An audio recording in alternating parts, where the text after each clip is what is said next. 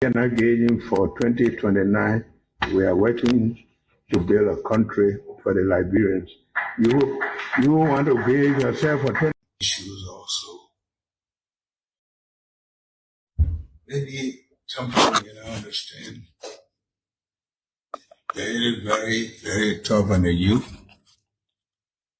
Passports that go to the US and do not return, go and overstay, and it's causing the country as a whole a problem. Our bigger problem on visa is not from the passport.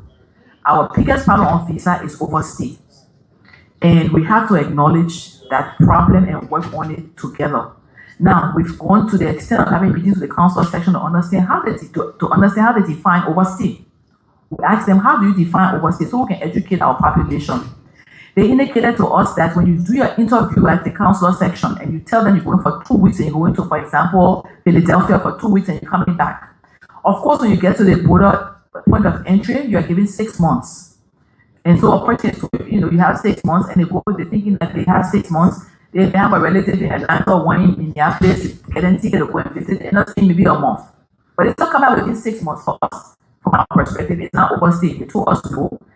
It actually means that person shouldn't be going back to the US because it's not credible. Because when they came to the window, they told us we were going for 2 weeks.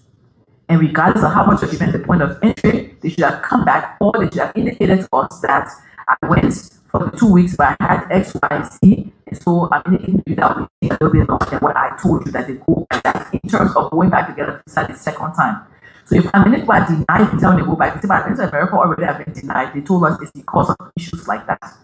So it will require for all of us to work together to strengthen the visa situation with the US. But overstay is a major problem. The previous administration for which a former passport director was sanctioned by the US government. You were NSA director at the time. Yes, I was. And the government of Liberia honored President Weah with Kimanya as Minister of Foreign Affairs, announced the launch of an investigation. During your confirmation hearing under this administration, these issues were raised, and there were commitments to resurrect those issues for closure and for people to be brought to book where applicable. Where are we? That investigation talking about each reference or one group. That investigation was completed and forwarded to court. You ever went to court? That investigation was sent to court. The sale of passport involving the Ministry of Foreign Affairs alleging with Dewey Gray and Comfort Sawyer. No, I know the issue of Yempo, they sent it to court. So there is no active investigation regarding that issue that led to the sanctioning of Wampu. The issue of Wampu, that was we had a team that came from the States, and we all worked together, reference that investigation, and so a report was made, filed the Minister of Justice, and I went to court.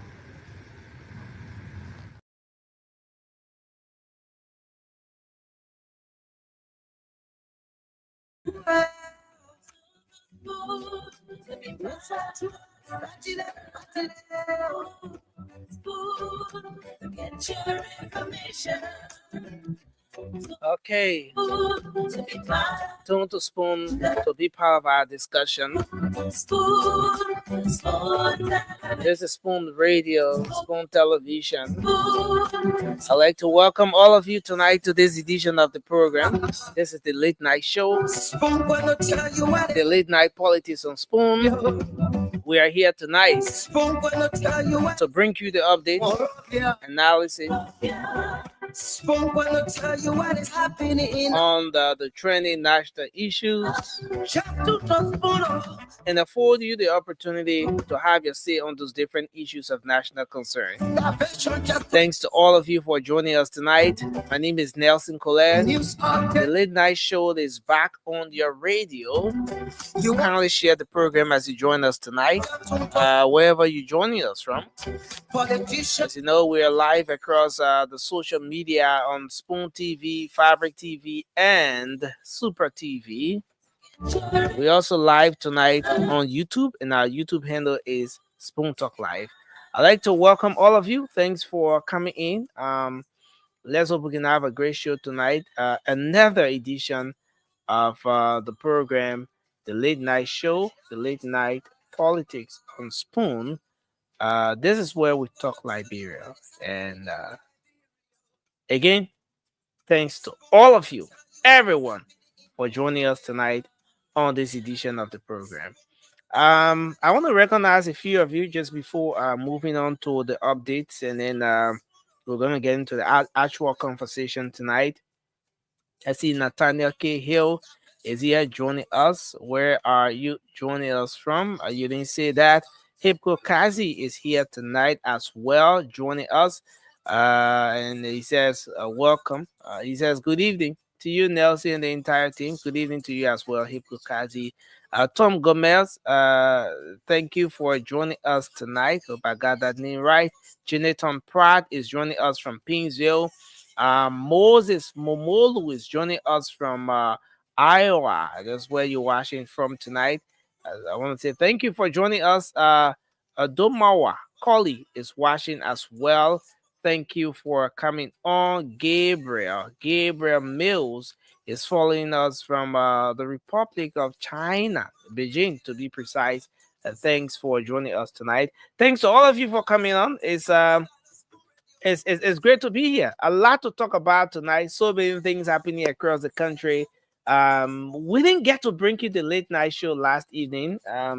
Usually Mondays, we're trying to make some adjustments, especially with respect to Mondays and Wednesdays, based on the regular Tuesdays and Thursdays engagements that we have with the Capitol building and all of that. But yes, thanks to all of you who always followed, and most times will get so much concerned, especially when there isn't a show coming on for the night. We appreciate all of you for joining us tonight. That's Gary Cooper is here tonight. Lawrence Morba is joining us. Aries Latu is here. I see Collie P is joining us as well. Let me go across the table and bring the team in. There's just a lot happening across the country tonight. And it's just very important that we get to talk about those issues. Morba Zoka, our co-host, thank you for joining us. It's good to have you on tonight. Can you hear me? Yeah, Nelson. Thank you, my brother. Just hold on 1 second. Okay, let me turn down the music, and then I can hear you very well. Mobile, it's good to have you on. Can you hear me? Yes, I can hear you clearly, my brother. Thank you. It's good to have you on tonight. How are you? Well, bro, as always, man, God money us. God money us. Yeah, God money us. Yeah, but it's good to have you on tonight. Let me bring George Wheeler, CDC Australia on, the man who is the SG of the CDC chapter there in Australia. And whenever we talk about this position, you want to you want to establish as to whether George have been a successful SG or or an SG who miserably failed his duties and responsibilities assigned to him by the party, the ever put it. George, it's good to have you. Thank you, Nelson. Interestingly, I didn't know you are the SG of the CDC chapter there in Australia. Yeah. Now you know. But what was? Are you still in that position, or you were in the position? I'm still in the position, Nelson. Yeah. What is the budget for your office? The budget for my office is on pro bono. My office budget is on pro bono. How can you be for the immediate past administration, and you are just managing the progress of the country, and you look, the thing is, look, we have a budget. Even when during the elections, we produce a budget of almost maybe 50 million budget for the campaign. That we you saw the t-shirts. I mean, the t-shirt that I took to Liberia, CDC Australia for wear. I still got a t-shirt. I will bring it and show I you know what when we go for commercial break. When we go for commercial break, I'll bring a t-shirt and show you. George, did you really get Australia to President George Weah, or you were running your campaign as somebody I know who was supporting somebody in that billboard or the president billboard so Look, man, our intentions were clear. No, Nelson, for me, I don't support and then play double game, right? When I'm for this thing, I'm for it. And how come you were for it? No. How come you were for it? And you guys didn't even have a war room. No war room. Then you're just looking in the air and nothing figure out America and they had that well-organized war room. You're just looking in the air. We capture the whole southeastern belt. And we have the men were thinking on cheating. That's the whole point. But because technology, the one is so sophisticated to the extent that for you to say 1 + 1 distance as 0. Nelson, I would say something that I never said before. I would say something that I never said before. And people were bringing the thing. No. One second. In a clear view, right? For everybody to watch. That's something I was hating. So okay, there was no way for CDC to manipulate the entire system. Josh, so what is it you want to say that you haven't Georgia said? Were left out. Nelson, up to this day, we are still doing soul searching how we lost that election. And yes, why? And for me, yes, why I think we lost that election. We're overconfident because of what President Weah had done. Nelson, if you go in the country now, those parks that the president built, those infrastructure that he thought about just for his own project, for his own head, to say this is what how I want my country to look. Project. We felt the Japanese project. That thing, the Georgia project will not. Let me finish. When you become president, when you become president, listen now. Wait. Let's have judgment. Yeah. Our country as it is, we don't have a 10-year or 15-year infrastructure plan, right? So when the president gets there, he has his own passion. He said, this is what I want to do. That ain't own money using. Whoever become president and use their own money in that country? Nobody. Even America, Donald Trump, who is a millionaire, he does not use his own money to even travel now. Listen now. But if you have your own passion, you say, this is what I want to do. Like, for guess what? If I was Yanamba before, like your vice president saying he was Yanamba before, and I say, I want to take all the Yanamba from the street to get in shop. So the both thing you do, maybe you build a complex and say, look, go and rent a room inside there to put your things there to sell. And we make sure that people get to them so they can buy from you. That's his project. That's his signature project. That does not mean that his money. No, nobody ever spends their own money to do any project. And wait from that, Nelson. Let me come to this election thing, right, Nelson? Nelson, I still blame our CDC today because we're overzealous. We felt that the thing President Weah had done was enough for the people to vote for him. You are overconfident and you are overzealous. Yes. So, Nelson, it really backfired on us and it made us to learn a lot. Because, Nelson, it is now evident, right, that not because you build road, they will vote for you. The thing that in Liberia is more stomach economics, right? The stomach economic in Liberia is that if you harmonize my salary, even if you can build mansions for all the ministry to move in, I will not vote for you. Thank you, You harmonize my vote, you harmonize my salary, I will harmonize your vote. That will happen. So now the people who vote, who harmonize the vote, hopefully they are getting all the salary that they expected. Thank you, Josh. So, Liberian people, we're about to give the updates, but you can hear from George now that you're in the country, you're just let your stomach being. You don't get time. Well, go by and say you want the people vote. So when they may come into your 2029, the mindset you may already get that you're in the country. You're only let your stomach business. Your stomach economic business. Somebody pay rule. Pay free wise fee. They regretting. Most of them calling me. They regretting. You're only getting nothing. I mean, Josh, are you serious?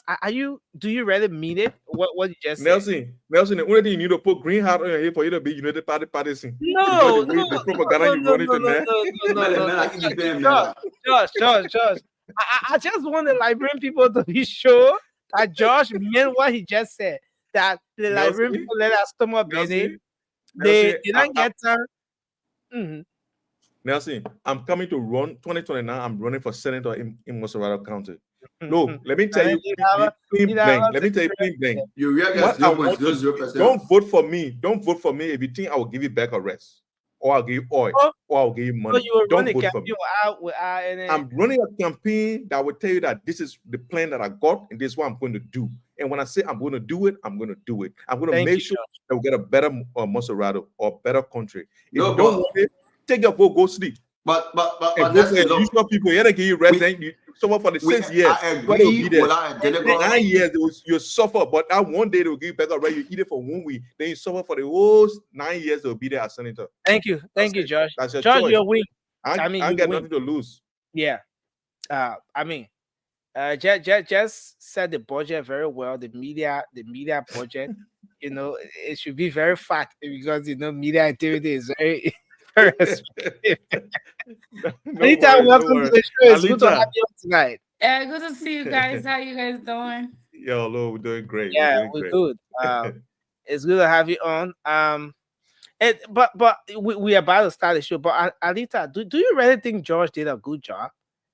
Did he? Look at the guy.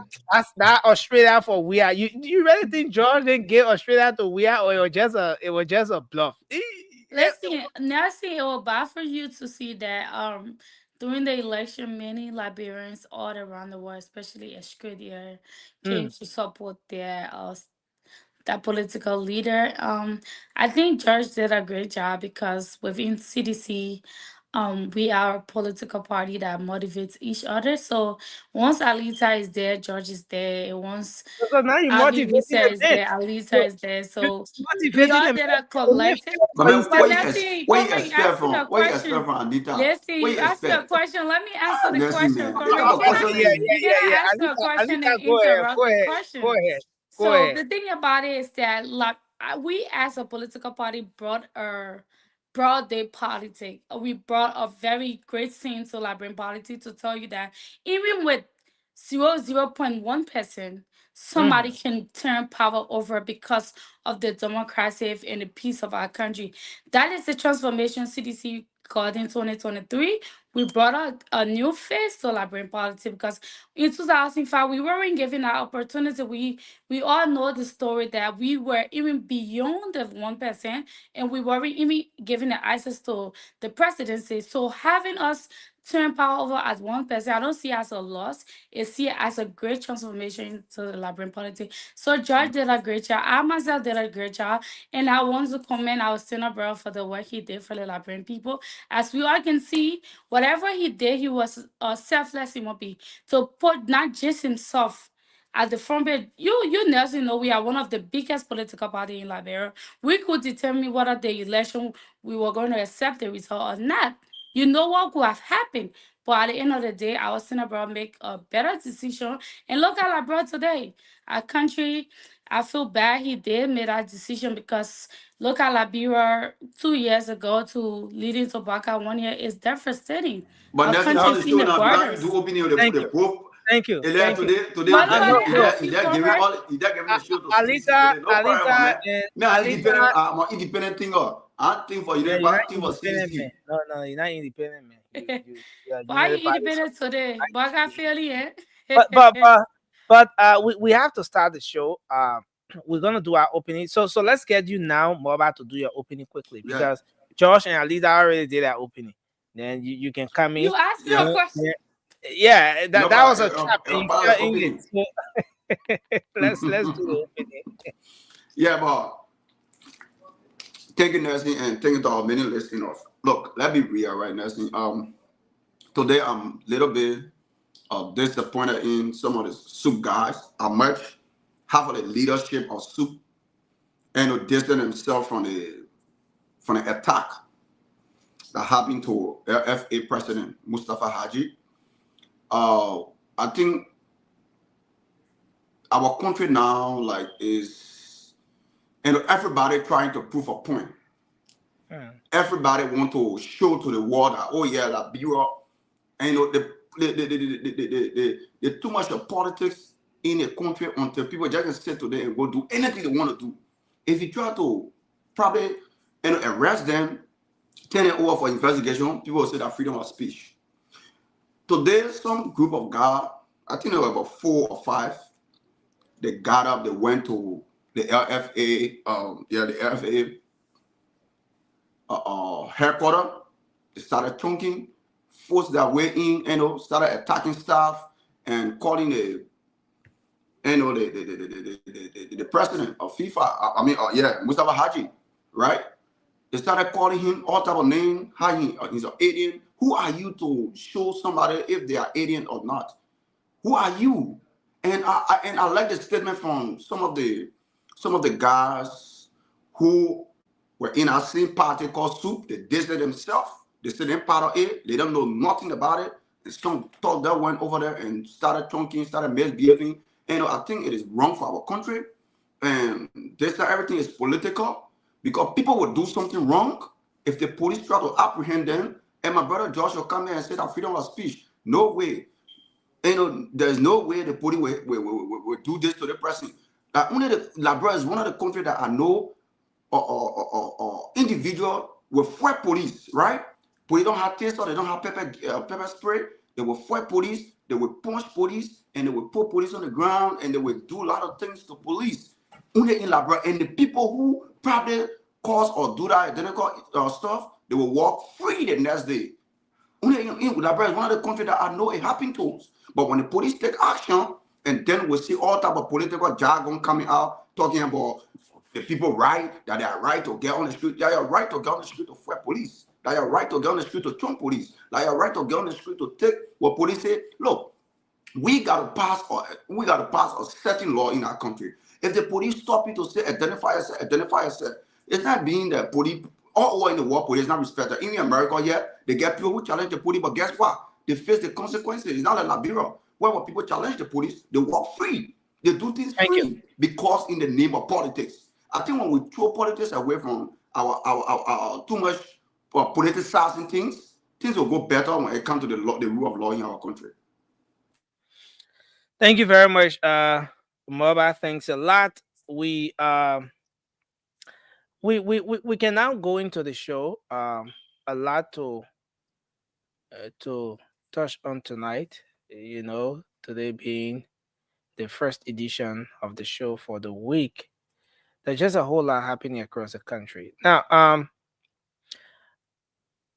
want us to start the conversation with this whole debate about the asset declaration and the recent action from the CSA. Now, most of you may be aware,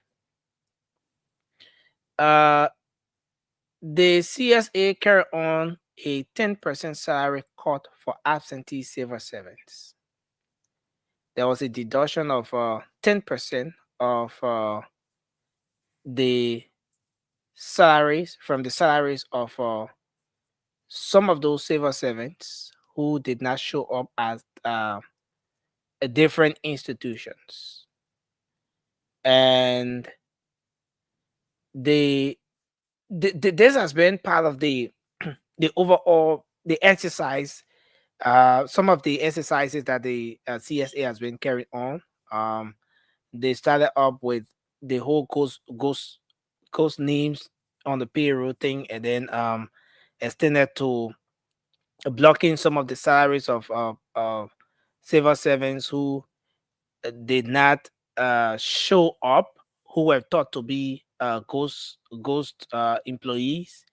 After some processes to get them to regularize their status, to reactivate their status. When they didn't show up, then there was some actions taken where their salaries were being blocked. So from that time, the CSA has been in the news for a lot of things. There's been a lot of conversations around the activities, the workings of the CSA. So this time around, they decided to take a look across the different sectors, the different institutions of government. And some of those civil servants who did not go to work, either did not go on time, who failed to go to work for a particular number of days, there were deductions carried out by the human resource directors from all of those institutions. And the amount we're talking about here is some 6,000 USD, $911. But this particular action in the first place, I'm going to put up the communication that came to that effect, and we're going to take a look at it. But are we starting on the right pace here, on the right path? Is it fair to say that this is a good start? Is it going to be a motivating factor for a lot of civil servants, some of whom may want to stay away for some reasons? Now, is this going to in any way increase or improve productivity at the different ministries and agencies of government? Since, in fact, those civil servants are the actual people who do the work at those different institutions of government. Now, 10% cut. The human resource officers have started to push this thing from across the different entities, different ministries and agencies of government to ensure that this thing works. We're going to get into other aspects of it, but let's start with you more about what's your take on this whole idea of 10% salary cut for absentee civil servants? Yeah, thank you, Nelson. I think in my own mind it is right because and also it will help in the economics, and second it will try to for I mean it will also set a precedent for people to respect time. Nelson, look, we all understand. My brother George living in the Western world, he know that times pay. If you're supposed to be at work by 2 or 3 o'clock, that's at 3 p.m. By 3 you need to be there. If not, you gotta get a reason. You gotta get a reason. Why? If you are sick, you gotta bring a doctor note. But if you say come every day, you come like Liberia, we know people say we don't work on time. And you just come to work whenever you want to. When you sort of start 10 o'clock, you come in maybe 11 or 12. And when you can get live with the bosses and you go in your office, whatsoever you want to be there, you work 2-3 hours, you come out. You do what you want to do, the remaining rest, and you still get paid. So I think nursing, what the CSA boss is doing with Jacala or what his name? Josiah Joker. Josiah, okay, me call like first name Josiah Joker. Okay, Josiah Joker. Let all Liberians be happy. Let us initiate the identical, let us be happy for it because it will set a precedent. Even tomorrow, if Joseph Boga government leave power, if that same thing turn over to another government, meaning we on the red path. So if I see people criticizing this again, that will say, but then the only thing they can discuss now is only negative thing about the country. But on that, we should give him a employee. You should be happy for that.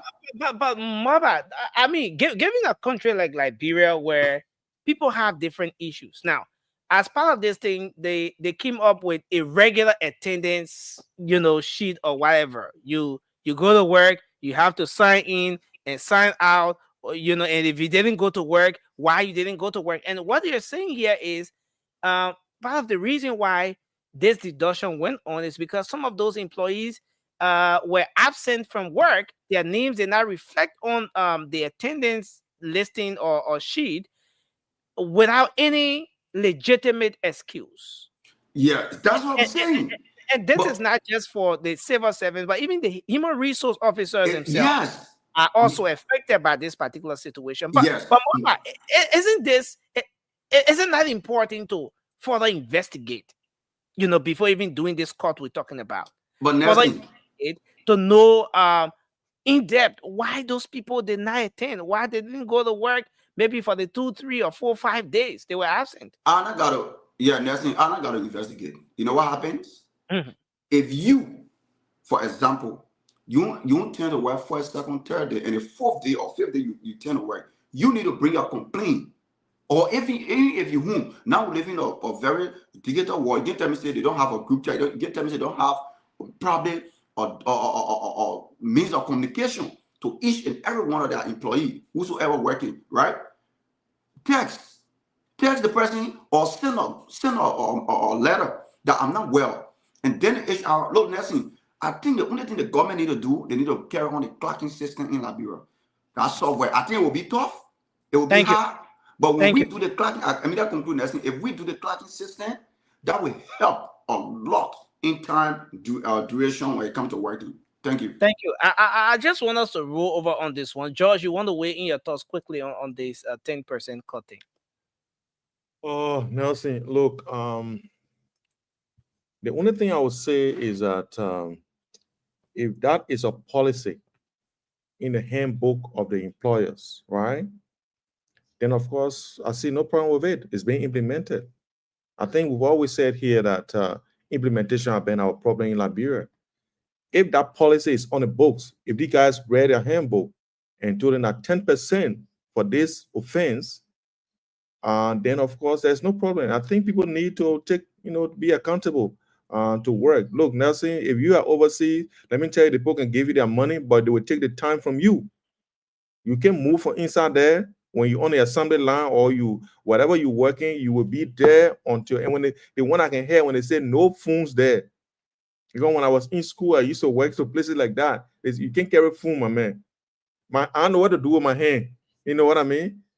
Because I always get my phone in my hand. So Nelson, they will make sure that particular hours you sign up for, you will spend it in there and you do their job. But if we, George, is there any assurance that this is going to have a significant impact on productivity? it will. It costs our president, we are. People in Liberia, I told you, they always there for their pay, for their salary. Even if they don't do the work properly, they want their pay. If it costs our president, when they say you harmonize my pay or harmonize your vote, when they take their money 2-3 times, when they know say the beer money not there anymore Friday, they can go sit down to the shop again to go drink beer. They're saying they will do it on time, they will make a report on time, they will do everything on time. So it's a wake-up call for them. The only problem that I got that it should be on the books. It should not be something that Josiah just thought about and say I will do 10%. If that what is the case, then of course he's wrong for doing that. But if it is on their books for them to make sure that is implemented, I think we should give him an applause for that. I would say that. Look, my man, we're not here because we want CDC. We want a better Liberia, Nelson. And we know that CDC can give us better Liberia. That's why we plead in our case. So if the guy is doing the right thing to make sure that people are held accountable, there's no reason I'm going to oppose that. But it should be on the books. It should not be something that you make up. Okay, let me just before moving to Alita, let me read what came up from the institution here. This was released on the 17th of March. It says, in the wake of non-compliance of human resource directors at various government of Liberia spending entities to submit their institution's monthly attendance report as stipulated in section 5.1.2 of the standing order of the CSA on attendance report, which states that now this is in code, they're quoting the law. All agencies, spending entities shall maintain attendance records and shall submit a report to the agency, the CSA, at monthly intervals using the approved attendance report Excel spreadsheet. The spreadsheet shall reach the agency on or before the 10th day of the next month following the period covered by the report. Due to the violation of this mandate, the CSA has taken stringent measures to ensure effective and timely submission of attendance reports. Additionally, the measure serves as a deterrent to employees who continue to stay away from work without any legitimate excuse. The measures are taken consistent with the standing order of the CSA as stated above. So It says 10% salary deduction from all concerned human resource directors from their March 2025 salaries, amounting to a saving of $6,911. And then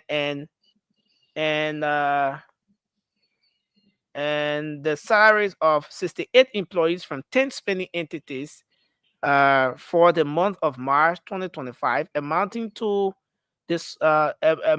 savings of 8,836 for being absent from work without any legitimate excuse.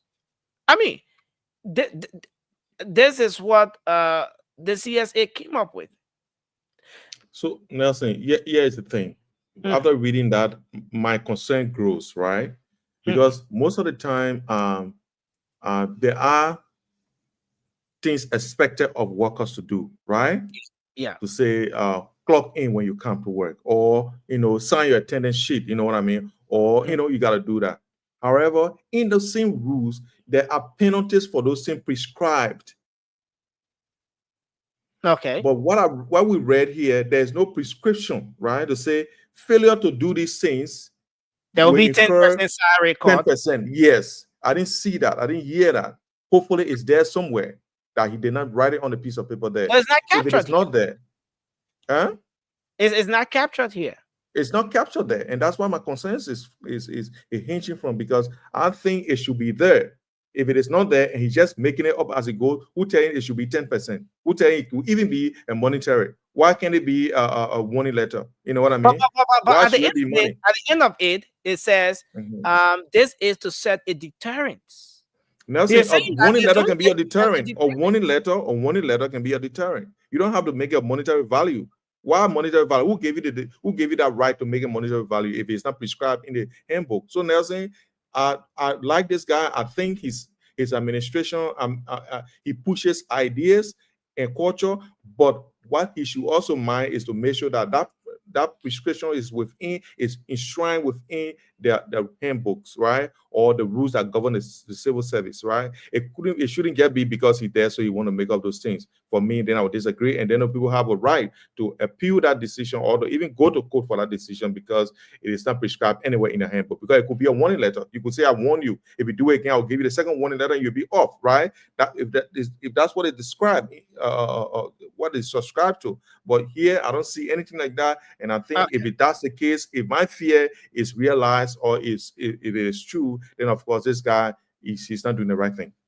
Okay, thank you. Alita, you want to come in just before we transition? Yeah, thank you so much, Nelson. Good evening to everybody that is listening. Good evening to fellow panelists. Do I join the conversation? We were having a prior conversation. Yes. So this issues on the deck are the country people have a parable. It's on the child supposed to be good. You'll know from the fair people. So what am I saying? Like Josiah Joker 14, his beginning as a CSC boy has not resonated with me, because he one person who shows the signs of a dictator, who have the ambition to say, this is how I feel it should be done, this should be done. That is how he fought, because we all watched when he did instruct the mayor of Morovia to release 6 to 10 employees of their job because they didn't politically assign with the Black administration. That is against our country constitution. The constitution of our country gave you the right to support whatever political party. We are all Liberian. We have entitlement once qualified to work, be it our own religion, whatever. That is the constitution. So Josiah Jacob has never been favorable to me, because I feel like he is a dictator. And with the issues on deck, I resonate with my comment, George, that if you intend to make this or enforce policy, or if it is a policy, it doesn't just come like in the great United States. We have warnings in America. If you go to no call, no show, you are warned. You don't just get fired in a daytime, or you don't just get a punishment. You are one the first, the second, then the third is an option, whether you are released of the job or you are punished. But if this doesn't come with a policy, I'm worried about our country and where our civil settlements stay. But one thing we should also take into consideration, because I listen to Moduba talking about in America you have to get a work. Yes, we have to get a work because we have access to vehicles. We have access but multiple of those government employees, they mostly travel by commercial vehicles to work. The timing, they won't always be on time because we normally as Liberian we rely on a motorcyclist at some point. Nelson, you can correct me if I'm wrong.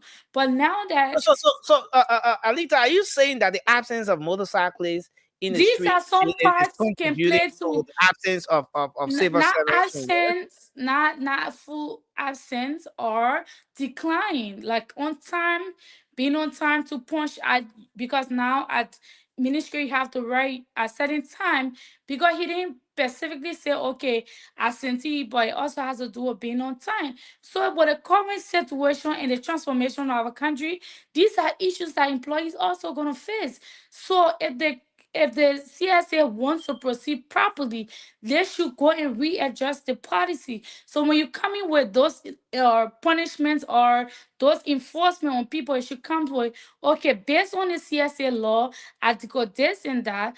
If you are absent for so and so date, this will be the punishment. But I didn't read that. I didn't read that in what you. And maybe you have a point here, Alita. And George raised that point as well.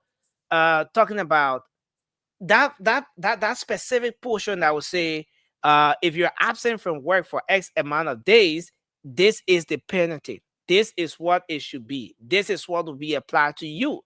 Maybe that's another serious issue we should be looking at as well. But what do you make of the policy? Alita, do you think it's going to increase productivity at government spending entities? Since in fact, nobody wants to work at the end of the month, your salary is cut. Emmy, welcome to the show. So the thing is, they have who's gonna be affected. So Mm, when we look at who's gonna be affected, is my issue, because when okay. you have ministers at those entities not going to work, are they gonna be punished also, or is it just the ordinaries or Civil ordinaries? servants. But do we have laws that says the ministers should be penalized? But it's if If you're we gonna if we have penalize, laws, if you're if gonna we don't, penalize me because I work on a man who doesn't come to work, he also supposed to be. Then me, you are target is a targeted plan to certain individual. Then I see political conspiracy comes in. A lot of things runs in my mind when the minister is not coming to work Monday to Friday, and I'm an employee, so I follow for my masters, and I'm not coming to because I'm not expecting my minister to go to work for the 5 days in row. So myself, I'm not gonna go to work 5 days in row. So should I be punished alone? No. So if this policy will run to the highest office, there is a great policy. But if this policy is just to target ordinary citizen, it is a wrong policy because rules are rules. It goes in general. That is from the perspective I will accept, if it will be a great thing for our country, because George spoke on something. We want Liberia to be better. That is what we see the CDC as our way of transferring the Liberian people. Like everybody has their own political stand view. But if that is a policy that will benefit Liberia, it goes from the head to the down, not from the down to the not reaching the top. So that is my point, Nancy. okay. Thanks a lot, Alita. Emmy, you want to come in on this one? Maybe the question we need to be asking is, where have this particular law been? Where have this particular provision of the civil servants standing rule been? Why is it just claiming the attention of Liberians at this point? Why are we seeing people getting very concerned about it at this point? 5.1.2 of the standing orders of the CSA, absence from work. Is this something that's been happening in the past in the first place? Is this something that's been happening in the past? Is it just happening now? Is this an improvement we're seeing here? Is there any assurance that productivity will step up as a result of what's happening here? Emily, let's hear you on this one. So thank you, Nelson. Hey guys. Um, you know, That's a good question, right, Nelson? Because I was also going to ask you, where had this law been all along, right? We hearing people saying that CDC is the better option. CDC has 6 years, and we never heard about this. So is there something new, the better option? When we all want a better Liberia, we all talking about we want systems in our country put in place. We want these good things to happen, and people are preaching here that you supposed to go to work because something is not on the board. You should go to the court to go sue. How dare you go to the court to go sue for money you didn't work for if they've been caught from you? But why not go to court? Why not go to court when you work and there's nothing that says, you know, your money should yes, be Nelson, when you work, right? You just said it. When you work and somebody cut your money, of course you have the right to go to court. You work for it, you should get paid for it. If you don't go to work for it, you shouldn't even have the audacity to go stand in front of a judge and say, oh, they cut my money because I ain't go to work. It's now there's nothing on the book that says that. Really? Is that what we're talking about? And if you apply for a job, you're responsible for your own transportation. Nobody should be, because we have transportation here, so the law works here. Because we don't have transportation, because they tell them motorbike don't travel on the other side of the street. So that means anybody can just decide to stay home or 1 week out of the month, and they should get paid. Because why? They told motorcyclists to not get on the other side of the city. Because the law wasn't on the book. So what? They should get paid for it. I don't understand it. I thought we all want a better Liberia. Why are we bringing politics into this? This is a system that we all should be applauding. We should be welcoming. This way, like you said, Nelson, it will increase a productivity. Because why? If I'm supposed to get $100 and if I don't go to work, I'm threatening to get $20 taken off of it, and I have my family sitting at home for me to I don't think anybody would want that. Everybody would want to show up every day on time. They are doing these things, going to work and not showing up because there's nothing being done about it. I didn't know Liberia has such law that you just read on the book. Because every government that came, they had their own people that have been there and been stealing and been doing whatever they want to do. So when somebody try to bring it up now, it's I don't like that one yet, or because my sister said I see CDC is a better option. CDC was there like what 7 years ago. We never heard about this. How are they the better option when we talk about laws like this? Because we're not talking about anything else yet. We're talking about people being held accountable for not clocking in, for not working, getting paid for money they didn't work for. Well, then no, the Western world that we study in, 1 minute, certain job, you're late. We all know that. Everybody running, especially if you're doing your overtime, you don't want $1 to get cut off. You will be there on time. Those people don't care how you get there. They don't care if you don't have transportation. They hire you to come to work. You say you could do the work. You could get to work on time. That's all that matters. You have to be there 7 o'clock. 7 o'clock, you better be punching in on that time. They're not calling you to say, oh, okay, so let's find out what happened. Did you have transportation to work or you didn't? Okay, then we'll not call your pay. Saying you didn't have transportation. Come on now. This is no politics. This is something that we should all be welcoming. My only concern here is how long are they going to continue this? Because Liberia they will start something and don't continue. And like she said, I agree with her too.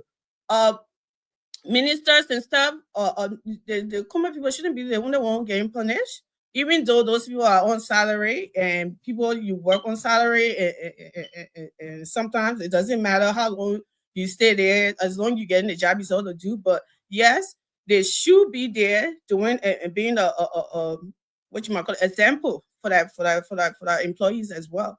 That's all I can say to that. But other than that, I think it's something good, and we all should welcome it.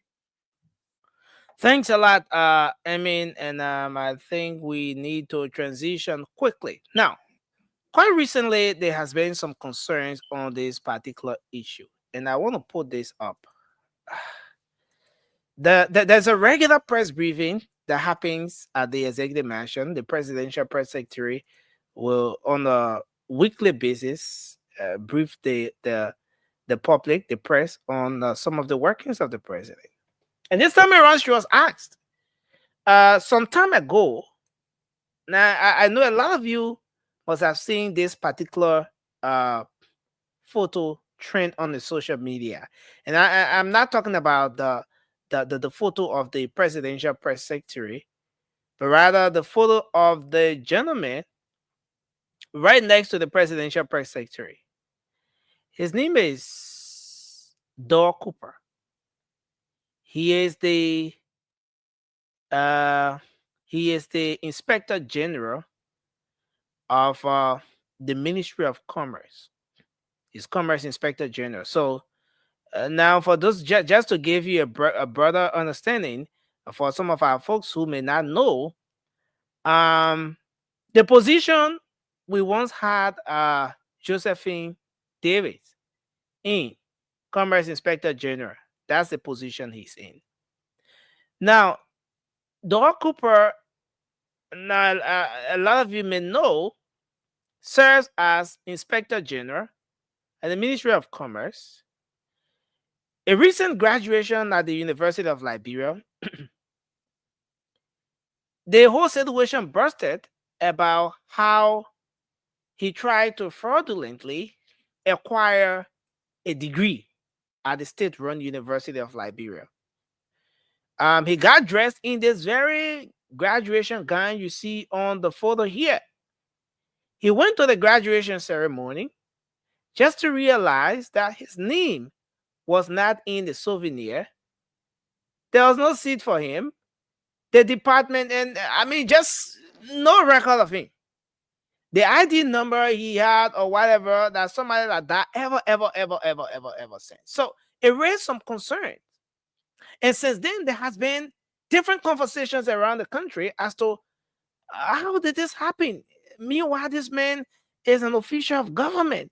He serves in this government, an Inspector General of Labor of the Republic of Liberia, Ministry of Commerce. So as part of the regular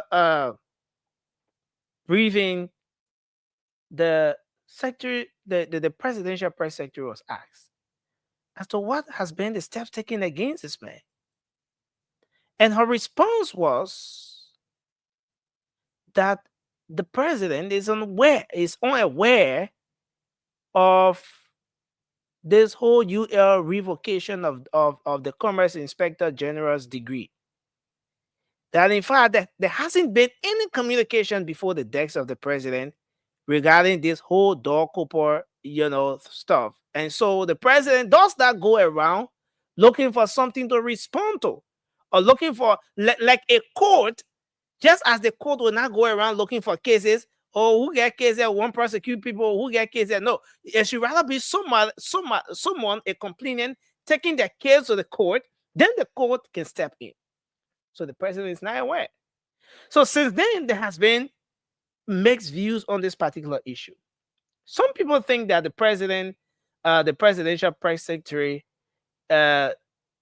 spoke the truth. And what she said was just a fair truth about it. And there's no need to bite and blow. That's the reality. Why others think that this thing there should have been an action taken by the president, and that Dor Cooper should not have remained in that position the minute that particular issue bursted. There should have been some action, and that the president is not aware is something that sends a message. Let's start the conversation from here. I want to start with you, George. Then we're going to go to Moba, and then Alita, and then Emmy. Oh, look, Nelson. President Boakai is selective in his fight for corruption or whatever. If you are related to him or you are in his friend cycle, he doesn't apply that fits with you. He turned a blind eye. The people he has been suspending, how did he hear those people problem? Was it a special envoy that went? No, George. Somehow, some way, the president gets to know about these things. That's what I'm telling you. Dor Cooper issue was in the newspaper, was on school, was everywhere.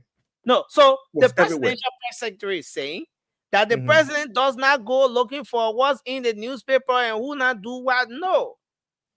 Okay. Was there any communication from the University of Liberia, for example, complaining Dokupo to the office of the president. Since in fact this man serves as an inspector, commerce inspector in this administration.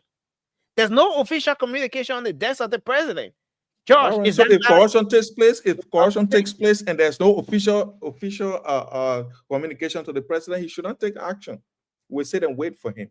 Because Nelson, it's easier for you to come here and want to be righteous and say, oh, the president did not get it. Once he did not get it, it's not a problem.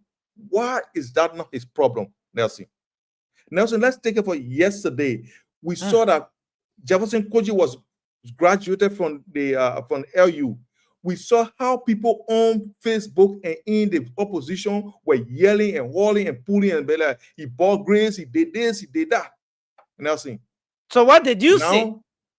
Nelson, look, I'm confident in my ability to even use the English language and do whatever I want to do within my realm, right? In that spectrum of things. When it comes to education, Nelson, I want to thank my parents. Even though my mother so punkna, that's the case me. I took case me there my hair. Nelson, I sold banana on campus. The campus I used to sell banana. What they put in school, I selling banana. They buy my banana. They are run through. I can go to even school. But my parents, when they saw how I performed in the even school, they took me to a Catholic school, Nelson. The Catholic school I used to sell on the campus. I went to that Catholic school, St. Francis High School in Maryland, Plebo. I stopped selling banana and I went to that school. I attended. And guess what? I went there at Deuce, Nelson. The children I met there, the people children at Deuce. So Nelson, I'm confident with what my foundation was. You were in when you used a spy from my man, Prophet Keeper, yeah, man. Prophet Keeper will be your senator soon. He will soon be your senator soon. You see. So Nelson, I am confident, right, in what I can produce as a person, Nelson. And what I don't do is I have to go fighting with anybody for the educational thing, right?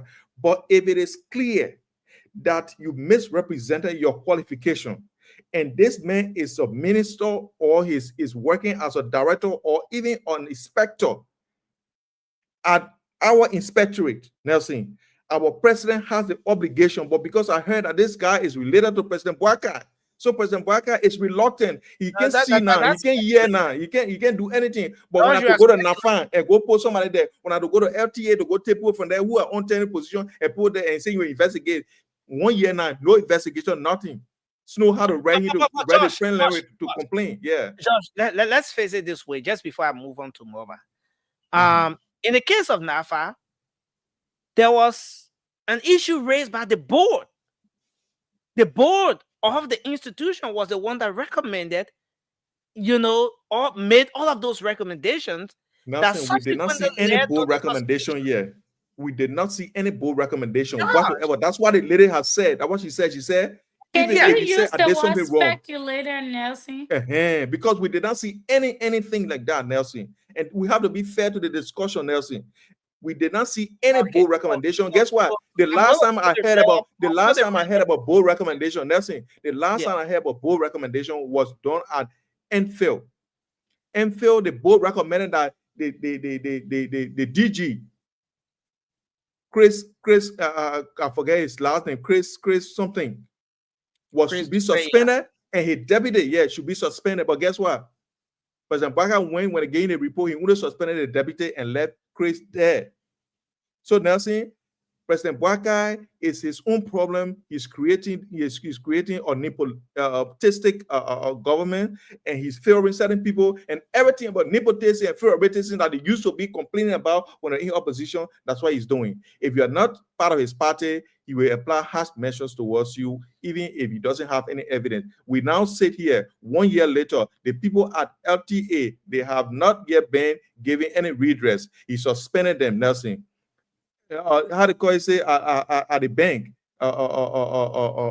the central bank, Nelson, President Baka, like I always say, President Baka, favorite banker at IB who used to give him loan, he moved the people from there and paid them, Nelson, just to put his banker in there to make sure that he can get whatever he wants to get. So Nelson, you got a president who is very nepotistic, and whatever people say, that's their business. But I know that President Baka will not fire Doug Cooper because he knows that Doug Cooper is related to him, and he's reluctant to do that. Thank you. Moba, you want to come in? Let's hear you. Yeah, thank you, Nelson. Look, Government are wrong Facebook, number one. The president not passing around looking for cases all on Facebook to put on your desk. That's the first thing. If you feel your entity, somebody is doing wrong, like Nelson alluded to, now find the bull, there was a complaint. And you can even see that after they suspended her, you see people jubilating to the gate. A lot of workers. Now, even when somebody get problem with you, not everybody will get problem with you. But when you look at the people who are jubilating because she was suspended, that's 75% of the workers. They were jumping on happy celebrating because she no longer there. So to tell you that there was a complaint that was filed. So to handle kind of Cooper on a case, the president make it clear that okay, we hear all the thing in Roma going on and thing, but the UL board, we need you guys to do a written complaint so that we can take action. When I go, we hear people talking things, we see it, then we say we're taking action. In case tomorrow they say, where's the document that the people bring before you? What was the complaint? What happens? You say, oh, I hear it from Facebook. You say, oh, but how you can run your government? Because you hear something from Facebook, then you take action. So I'm disappointed in my brother George for saying why the president acting reluctant because the man from the same county or did it because he friend of the man. No. So if the man from the same county, the former immigration boss, where he at today? Where the former immigration boss, where he coming from? He's a Lofi and he come from Lofa. So why the president have to suspend him up to this time and put somebody there? So the president running his government on propaganda. So, Maba, are you saying that you sat with the side of the debate presented by the presidential press secretary? Of course, if you know any entity for that matter, if you had a problem, probably that like what we're saying here today, right? You get it right to lodge a complaint to the president. He take action. So nothing that the board of you get it right.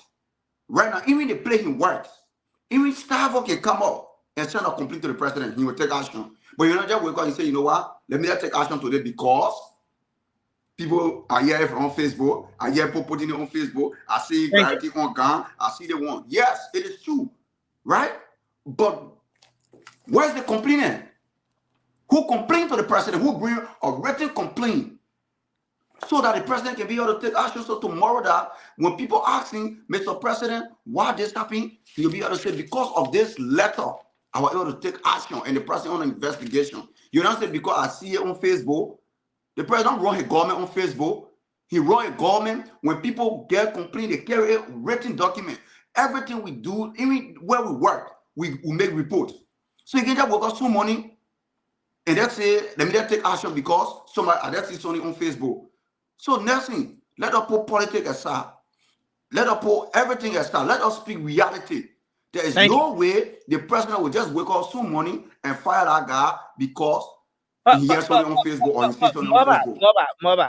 Moba, just looking at it the way it is. The man serves in the government, and once the person is a part of the government, one would think that he's an ambassador. He's more like an ambassador. He's a representation. He's a face of the government.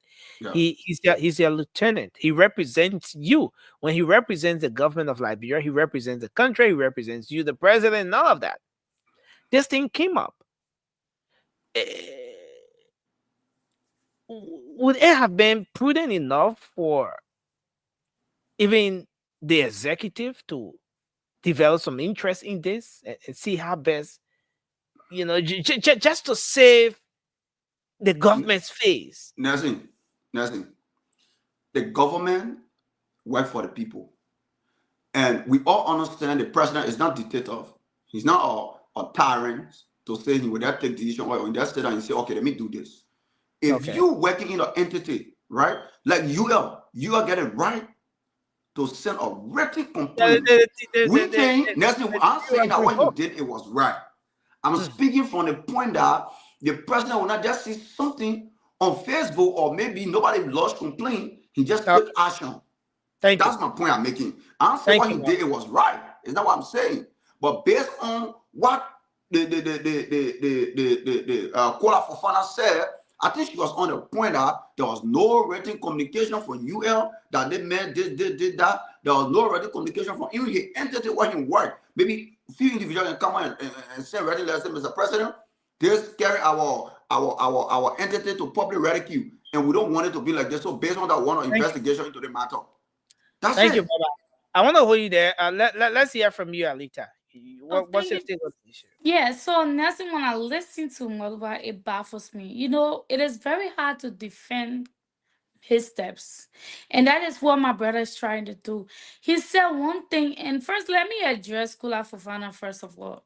For you to state that Mr. Bwaka is unaware of this illegality, this fraudulent act, that shows you need to be fired. Kula Fofana is the press secretary. She controls the press of the president that has to do with the social media, the the personal address and other things that the president has to do. So if Kula Fofana was saying on national television and state that the president is unaware of this that is happening, she needs to be fired because she's not doing her job. But then Malupa baffles me to say that the government does not run on social media. Nelson, you are very fluent with social media. When the Patriot Hunter situation came about the thousands of dollars he's been taking, it came from social media, and the Baka-led government made a statement and calling them to they were going to address it. When the Rosalind Swakoko Dennis situation came, it came from social media, and the government came to take our illegal stand. And the NAFA situation you are discussing came from social media. The government decided to take a stand. So why are you not stating on a big platform as this and misleading the Liberian people that Baka does not rely his government on social media? Baka takes everything he runs his government off of social media. There are allegations that other has used people that have been dismissed, so they came from the same social media, and the government right away went to an investigation. Let me tell you, Maluba, we are no longer in the 18th century where you used to wear friendly letter, you have to send it to the postal office to get to the president. Social media, we are in the 21st century. Even Donald J. Trump in the greater United States, he said he used social media as his form or way of addressing the country. Donald Trump uses Twitter. Most of the time, we get information from Donald Trump on Twitter because social media has become essential to our society. So, if you're telling me that Baka government does not rely on social media, I think you have to take that statement back, because that is like you are totally in the wrong, comrade, because social media is very essential. That is why they have the executive mansion page, which is on social media. Most of the information Yeah, Alita, sorry. It's like as soon as you keep in, then the internet is tripping in from my end here. But let's put it this way, Alita. Just find yourself in the position of the presidential secretary with this particular issue at hand. What would you have said as a response to this particular concern about Door Cooper and what happened? I will firstly say it is concerning. Instead of me putting the liability and showing that my president is incapable of does not even know what is happening in this country, I will firstly acknowledge that it is wrong. Getting this information is something that I will transfer right away to the president, that it will be redressed. But then to sit and say President Baka does not use social media, Kula Fofa, on several occasions, you have used social media as a means of disrespecting former leaders of our country. You have used social media as a point of Nobody says resonating social with media not important. It's not no, an no, argument. you will give me my time. Baba, please, Baba, please. You will Yeah, give but me you will my make time to clarity learn, when she's comrade. done, Baba. You will make clarity when she's done. You will make clarity, but if you sit here and say President Baka, it shows that President Boka is not aware of his surroundings. That we shall know. Gresby, Mamaka Benete are the ones that are running the government. We are aware of that. You don't need to tell me that indirectly that Boka is just sitting sleeping. He's not capable of running the country. That is where Liberia it is today. So that's why I'm saying if Kula Fofana tell me, I agree with her that President Boka is sleeping. He needs to do the necessity because you begin to government with propaganda. And the one thing I can say to you is, Nelson, you can come to leadership with propaganda, but propaganda cannot maintain you power. It's hard to lie. That is why giving rescue defender like Moluba had time to keep saying propaganda. You know how many times, Nelson, you are on social media every day. How many times have the government used even the Spoon Network? That let's speak about the Spoon Network we own today. Spoon Network is a social media based a platform. The government has used Spoon Network as a means of taking many tangible information that they are used against government officials. So I'm going to stop here for now. Kula Fofana's statement was very wrong and premature. She needs to go as the press secretary of Liberia because it continues to show this disgrace to our country. Thank you very much. Thank you. Cindy, welcome to the show. It's good to have you on tonight. Emmy, you want to come in on this one, and then Cindy will absolutely be Nelson. Absolutely. So this is my take on this, right? If the press secretary said that the president does not know about this guy, whatever fraudulent act that he has been accused with, I think that there's nothing wrong with the president not knowing. But my only problem here is who is responsible to be letting the president know about these things. This is where I come in. Then that person is not doing their job. That person should have some questioning, and not the president, because the president, like everybody, I mean not everybody, but like my sister come over here, I already said the president is not going around looking for who is doing this and who is doing that. I think they have people in those positions that's supposed to be giving him these intelligence and things that are going around the country and what's happening and what's not happening, right? So if he doesn't know about it, I have a problem with that. Then the person who's supposed to be doing that, the person not doing that job. Because I don't know how long this been in, like he said, like what's her name? Kuda Fofana said that if the whole thing is for the UL to write, if that's how it's supposed to be handled, then maybe they have a point. But I don't know. As somebody in that role, finding out that they have all of the, or they did so many fraudulent acts like that, I don't think that UL has to write before something be done about it. Once he's hired as a minister or a deputy minister or some kind of minister, I don't know. I think whoever responsible to tell the person about these things, they are the one I have a problem with. I don't think that you have to write and say that if once it's in the news, whatever in the news, the person should be informed about. The person is not going to be the one to be taking these news or going on Facebook. That you have that you have people in that role who's doing that and letting him know every morning, every evening, or whatever. Oh, this is going on, or this is happening in the other ministry, or this is not happening, and that's the job. So Moba, sorry, not Moba, but Emmy, are we shifting this on someone? Are we at a point now where, you know, when it's good, when it's glittering, is the president. When it's short of the glitter, then it's someone that's not doing their job. Nothing. I think you're misunderstanding my point here. Okay. No, I'm asking a question. I'm not. I will answer you. Whatever is glittering, right? If it's glittering in the ministry, right? The person that the president appoints, the president gets the well done, the good job. Then overall, the president comes in. Okay. You understand what I'm saying? The president, okay, for example, everybody's saying, oh, Mo Ali's doing a great job. Mo Ali is doing a great job. Or this same President Walker is doing a great job water and sewer. Is that what they're saying? This is my point that I'm making. There are people in that role that should be informing the president of what is going on. Is anything going on in this ministry that is wrong, that is good, whatever? He should be informed about it. If that's something that he needs to take action about, he should be informed and not just sit there and say, oh, he doesn't know about it. They didn't write a letter. I don't like that answer either. Okay. Thank you very much. Cindy, you want to take us home on this one as we transition to the final talking point tonight? Nelson, it's good to be here. Can you guys hear me? Very loud and clear. Well, it's good to be here. Thanks for having me tonight.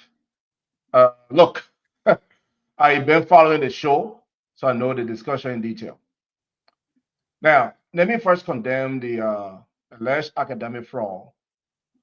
For a lot of us that spend time acquiring our education legally, are against anyone who's trying to do that illegally. So I'm against that, and I totally condemn that. Now, I want us to make a clear distinction between things that government can intervene in and things that institutions should address. I see people here blasting the president for not taking action on this. Is it an institutional issue or is it a legal issue that will put the government in a negative legal space? If this is something that is barely institutional, then we should ask the UL to address the issue. And I think they did. He didn't graduate. Did he? He did not graduate. So the UL played their part by saying, look, you are not going to graduate because you are, not qualified to graduate. So the UL have already taken a step. Okay, let's say this is an issue that is not just an internal fraud, but is a broader legal and ethical issue. And considering that this guy works for the government, then we demand that the government take steps or take actions. But is it at the level of the presidency? Or can they be at the level of the institutions or the department that he works for? Does the president, are we saying that the president addresses everything now in the country? If Sandy don't eat tonight, let's call President Wakai. If the lights in rehabs are turned down, let's call President Wakai. If the market is not clean today, let's call President Wakai. I think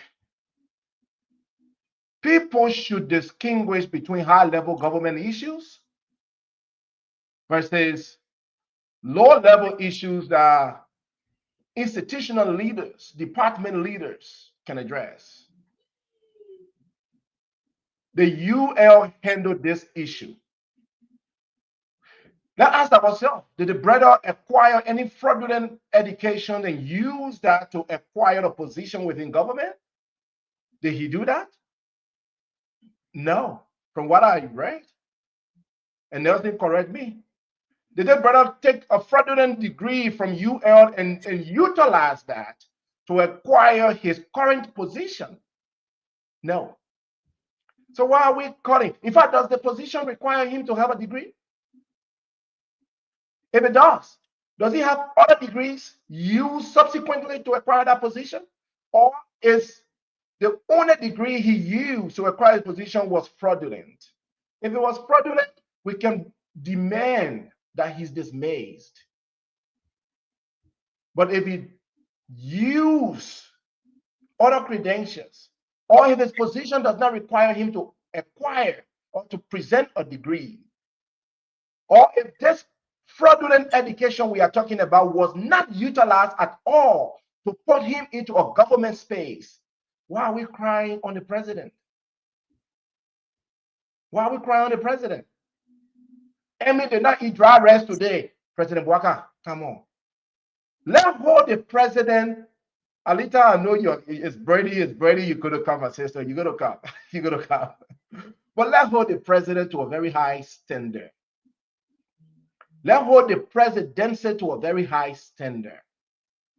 If we're going to come up here and say everything should be addressed by the president, even the lowest of the lowest, then we are actually diminishing the presidency. No, we don't need anybody there.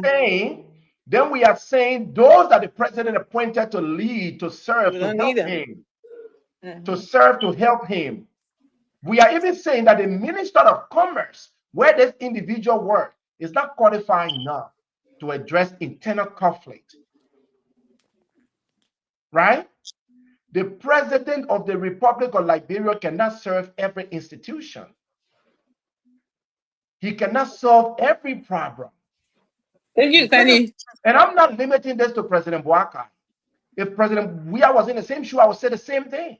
Absolutely. If President Sandy was in the same shoes, I would say the same thing. It is very lovable, Sandy, coming from Thank you, Sandy. It is very lovable, coming. Thank you. Sandy, don't. Let me get on one second. You say that you get that amazing. Let me come in quickly. Mobile, let me come in quickly. Okay. Mobile, let them go ahead. My hand was up, your hand was not up, Mobile. You know that. Okay. I'll give I put my hand up long time. Sunday man started talking. Go ahead. 30 seconds. Look. Maybe Sandy does not understand how government works, so maybe I will have to come in there quickly.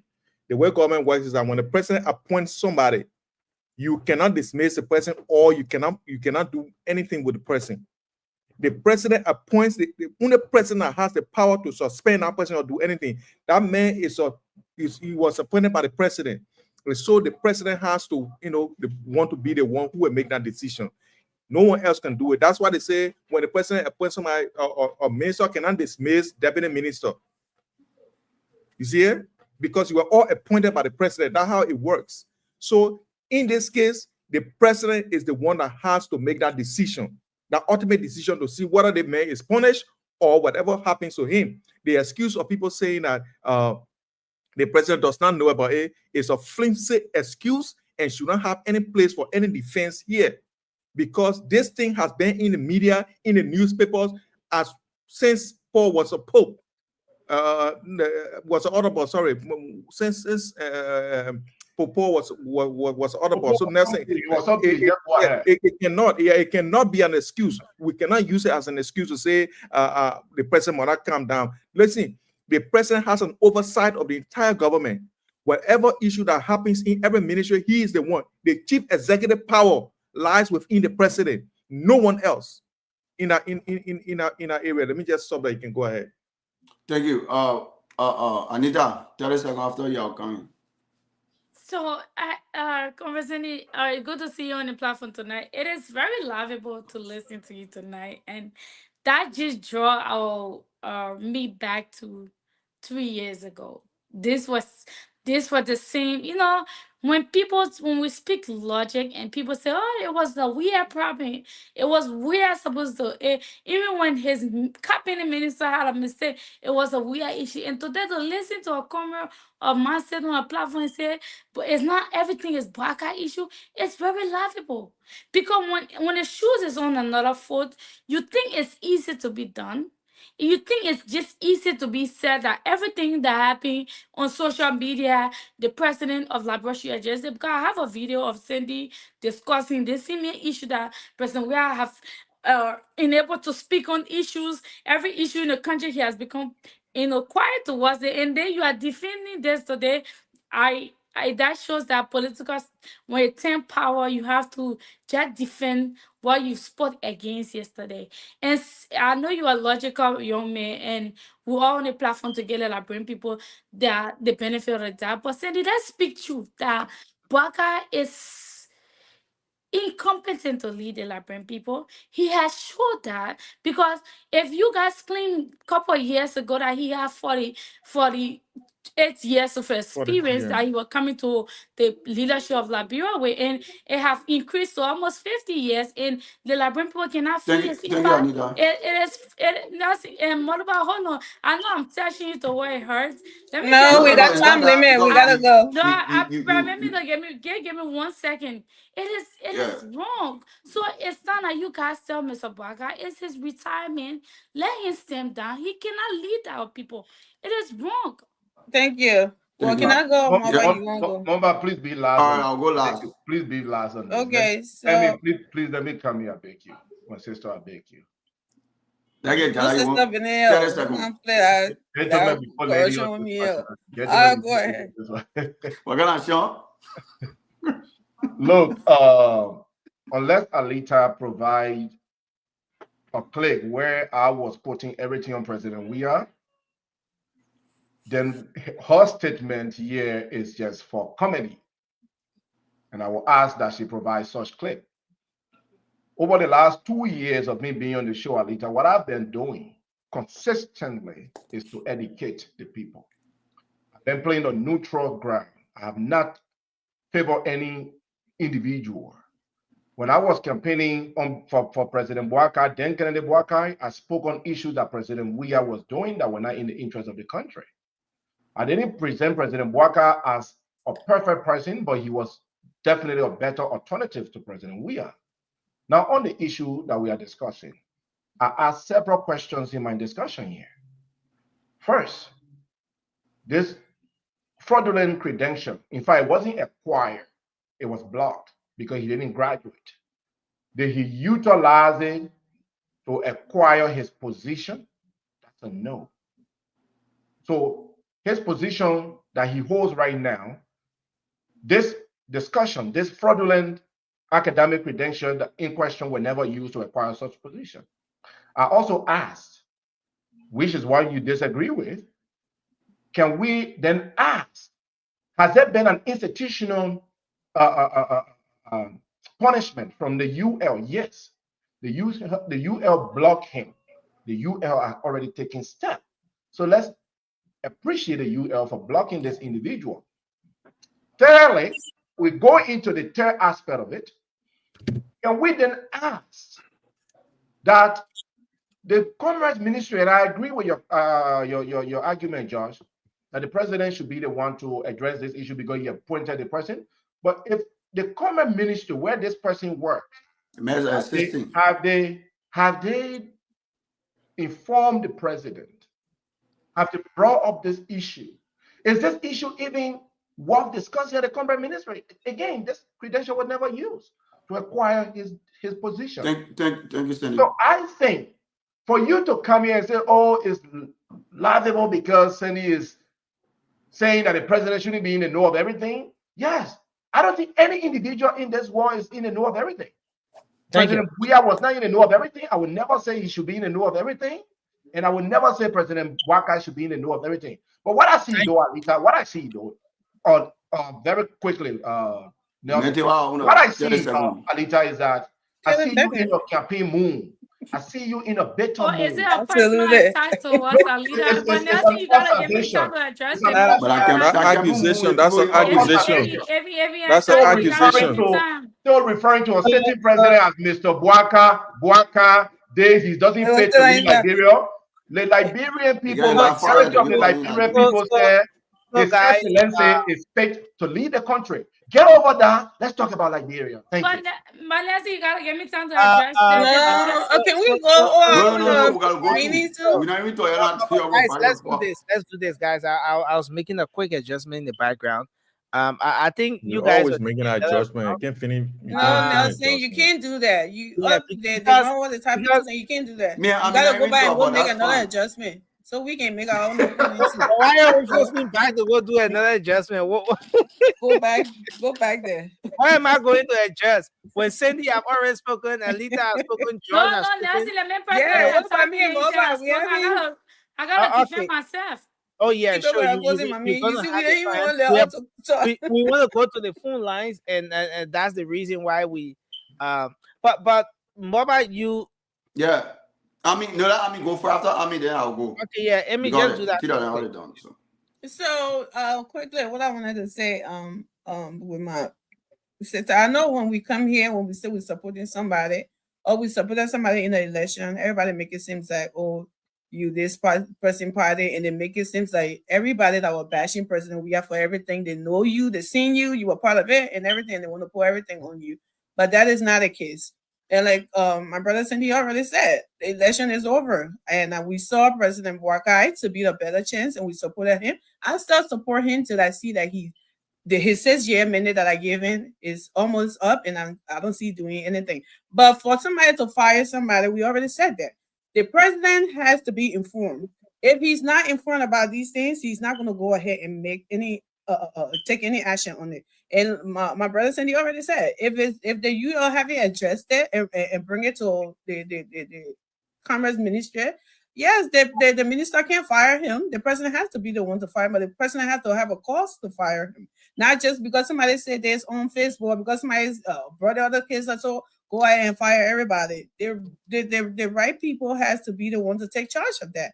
And the people who are in a position to inform the president about these things, they have to be the one to inform them. So I mean, we can all sit here and I agree with it because or when they were President we are on this one, you are no different from them. You're doing the same thing. And then when the people say, oh, what about President we wasn't doing this person, then you say, oh, why are you talking about President we y'all came to rescue? So I don't understand. I'm confused here. We either talk about President we don't talk about him at all. Thank you.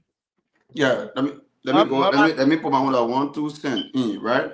Look, I never said social media is not important. I said the government don't run on social media. What it simply means is that everything the government will see on social media and implement it, or probably and take action. Let me use that, and take action on it. That's my point. I say using social media to run campaign or to post or to do is wrong. It's not wrong. But not because to that we got some money. I say Mo Ali stole $2 million from water, and so I put on social media and the government right away start taking action against Mo Ali. That's my point I'm making. So the point the caller for fun was making is, if the UL having to get a written communication to them and they will take action. And first of all, the master assistant, he get his boss. His boss supposed to take action as well. Probably the boss will read the president or read the entities or read the government. The president will not just come out today and say, you know what, let's just do it away. No, don't forget about politics. See, election over. You get 2029 to campaign. Let's start. And when that campaign come, will be easy. Thanks a lot, Moba. Let me hold you there. Let me hold you there. I want us to end on this final one. Yes, we're gonna start this conversation with you, Alita. But I want us to end on this final one. The Supreme Court has set the 26th of March as the date to hear the Bill of Information, to hear the argument on the Bill of Information. And in the midst of that, at this very briefing, the presidential press secretary also disclosed that the president has been having conversation with the both parties. The president have been trying to make sure that this issue is brought to rest. Now, the last time there was high expectation that the court would have addressed this particular issue on the 14th, and everybody was waiting for everyone were very eager waiting for the 14th, but the 14th came and passed. Not much was said about this particular case. Now the Supreme Court has dragged it to the 26th. But even the 26th we're talking about, it is going to be the hearing of the arguments. So whether the Supreme Court is going to hand down ruling or whatever, come up with a ruling on that particular date, that's something that is yet to be established. But with the whole saga at the House of Representatives, suspensions are still going on. And of course, we are seeing that this back and forth brought the Ghanaian speaker in the country just a few days ago. He made a very great presentation. There were expectations that after his appearance in the country, there would have been some, the dust would have settled to some extent. But why are we still at this particular point? Now, the presidential press secretary said the president has been engaged in meeting with all of the sides. Are those engagements actually bringing about any fruitful result? Are those engagements yielding results? If those engagements have been going on, then the question is, why are we still at this particular point? Still talking about the impasse at the House of Representatives, and still having a divided house, and everything is still not settled. Let's start with Alita on this one, and then we're gonna go to Moba next. Yeah, Nelson, like I would just start from what the president there said, because that is the reason why we are here. That is the key reason why this whole legislature started having the issue, is when the executive forgo their responsibility and try to infiltrate into somebody else's territory. So this whole issue came from the executive angle, and that is where Baka comes in to do damage control. But it's unfortunate that this damage control has gone beyond him. The executive can no longer continue their plots to remove a legal speaker. They, because Baka took Fanati out of here to along with him in another country where he plotted for his removal. So when the executive can no longer be successful in their plot, then it comes in as a mother but like I said there on Friday, the executive, to solve this issue, the executive has to restrain themselves. They have no part to play in this issue directly, until I know to the extent have come, they have to show forth their hands to say, oh, we were previously involved in this. Let's find solution. Let's find a common ground. So this is where the executive come in. I was saying what I previously stated, that the executive needs to restrain themselves from this conversation. Make sure, like, we await the Supreme Court to do what is constitutionally bound to them, to interpret the law to the extent that the ordinary librarian can be able to understand how can we move forward to this situation. Because Nelson, it's not just the at the end of the day, it is the ordinary librarian people that are suffering from this issue. It's the districts that are out of development fundings because they are long because cannot get a proper funding to go and run this district. So our ordinary people are the ones that are affected. So Richard should also be able to understand that for him to be a speaker, it had to be properly done. And I stated on Friday that there has been a previous tradition that lawmakers think they can just remove speaker or force you to resign in for cover who has remained the hero of rule of law, has shown that we're resilient. The right thing can be done in Liberia. So we look forward to the better verdict. And I listen to people personally attack me that election is over. We should be able to forego what happened. At the end of the day, I think you guys are the angry one, because you guys was the one fooled by the Bwaka rescue mission with a scheme that they was going to rescue the Liberian people, but unfortunately they are rescuing themselves. Bwaka is rescuing Kotuma Bwaka. She was selling donuts, and her house was a parking garage. So if you Vanessa, I hope we always have this long time to talk to. You are interrupting me. I have not even talked about more than 1 second. Why won't speak about Mr. Barker? You get irritated. You already talk more than 1 second. You gotta allow me to Let's conclude quickly. Nothing ahead. But Let's keep talking. do I still have the floor to speak? Am I protected? Alita, just try to conclude in 20 seconds. I'm trying Thank to. you so much. So like if you discussing me, I forgot. I prove Democrats have a political party. I remain one of the biggest political party, and that is why we will hold Baka feet to the fire that what you promised the Liberian people, you will deliver. You must deliver it. So for that reason, Baka will have no rest until the rescue mission becomes the ordinary people mission. Alita Ban, it's only a mission that Mr. Parker will rescue our people. Because when you come with propaganda, it cannot maintain power, arrest my kid. Other people can come in with their personal attack, but Mr. Parker is failing, and I can see my comrades struggling to defend him. Thank you, Alita. Let's take more about this one. Thank you, Nelson. Look, Nelson, I guess we have 3 branches of government in Liberia. So, and each of those branches have their own function under the law. So for my sister to come and tell me the executive cajole the judicial branch, I started thinking about it. I'm still thinking how the president will kill himself to say, God, let's do it this way. If even somebody hit the president to the gods, why will you come and say the president interfere? You don't have no clue, you don't have no information, no document to show that, no call, no nothing. But you just say it because you hate the president. Nelson, look, one time I listened to Yaka Koruba. Today, Yaka Koruba, CDC hero. He said, everything that happened in the house, it should stay there. Anything, according to Yaka, that I mean say they are hero, CDC hero. Anything that happened in the house should stay there. Nobody should interfere in their business.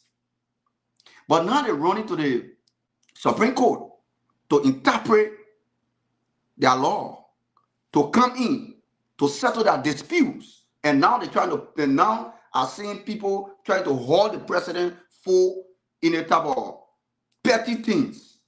In which, of course, the president, when the thing first started, for me, I advised the president even to not even poke himself, is that to not even talk.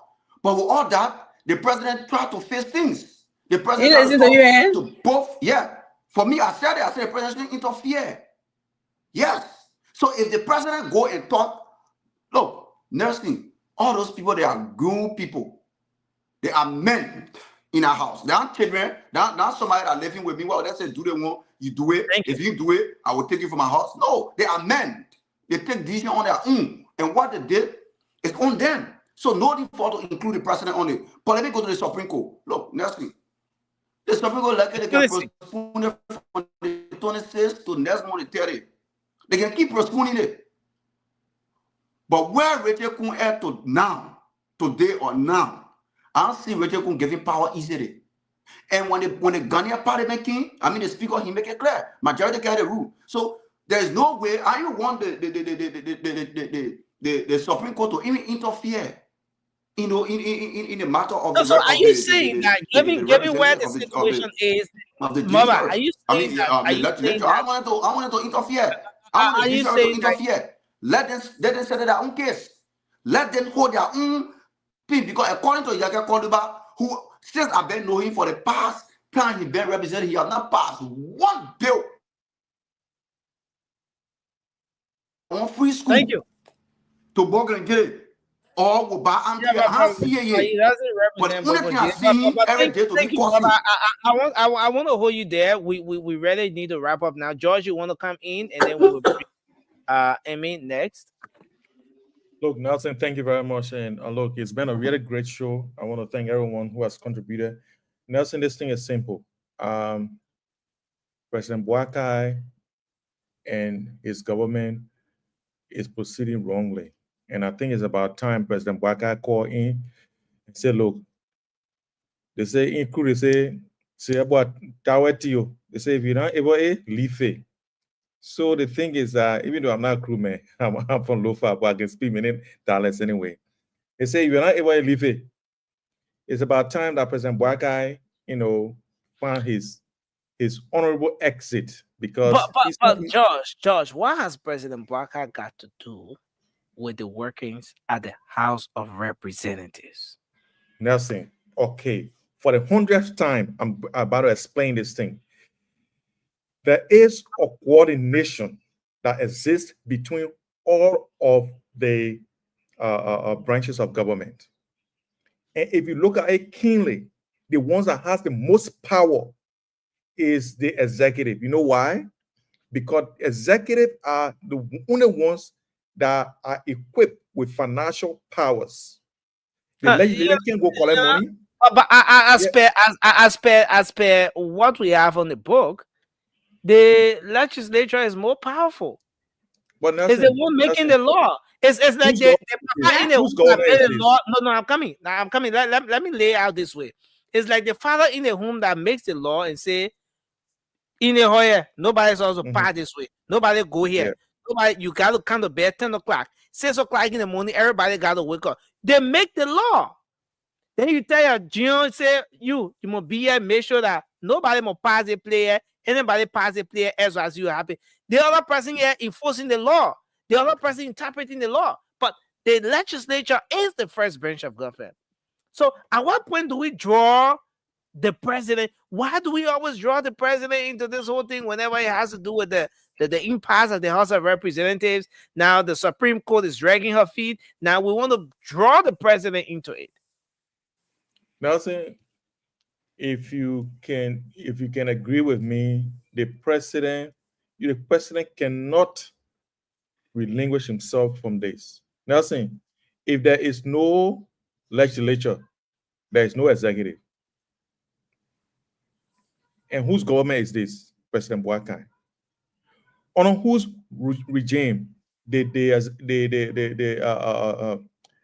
Capitol Hill got burned? President Boakai. Nelson, okay. President Boakai has the authority, right?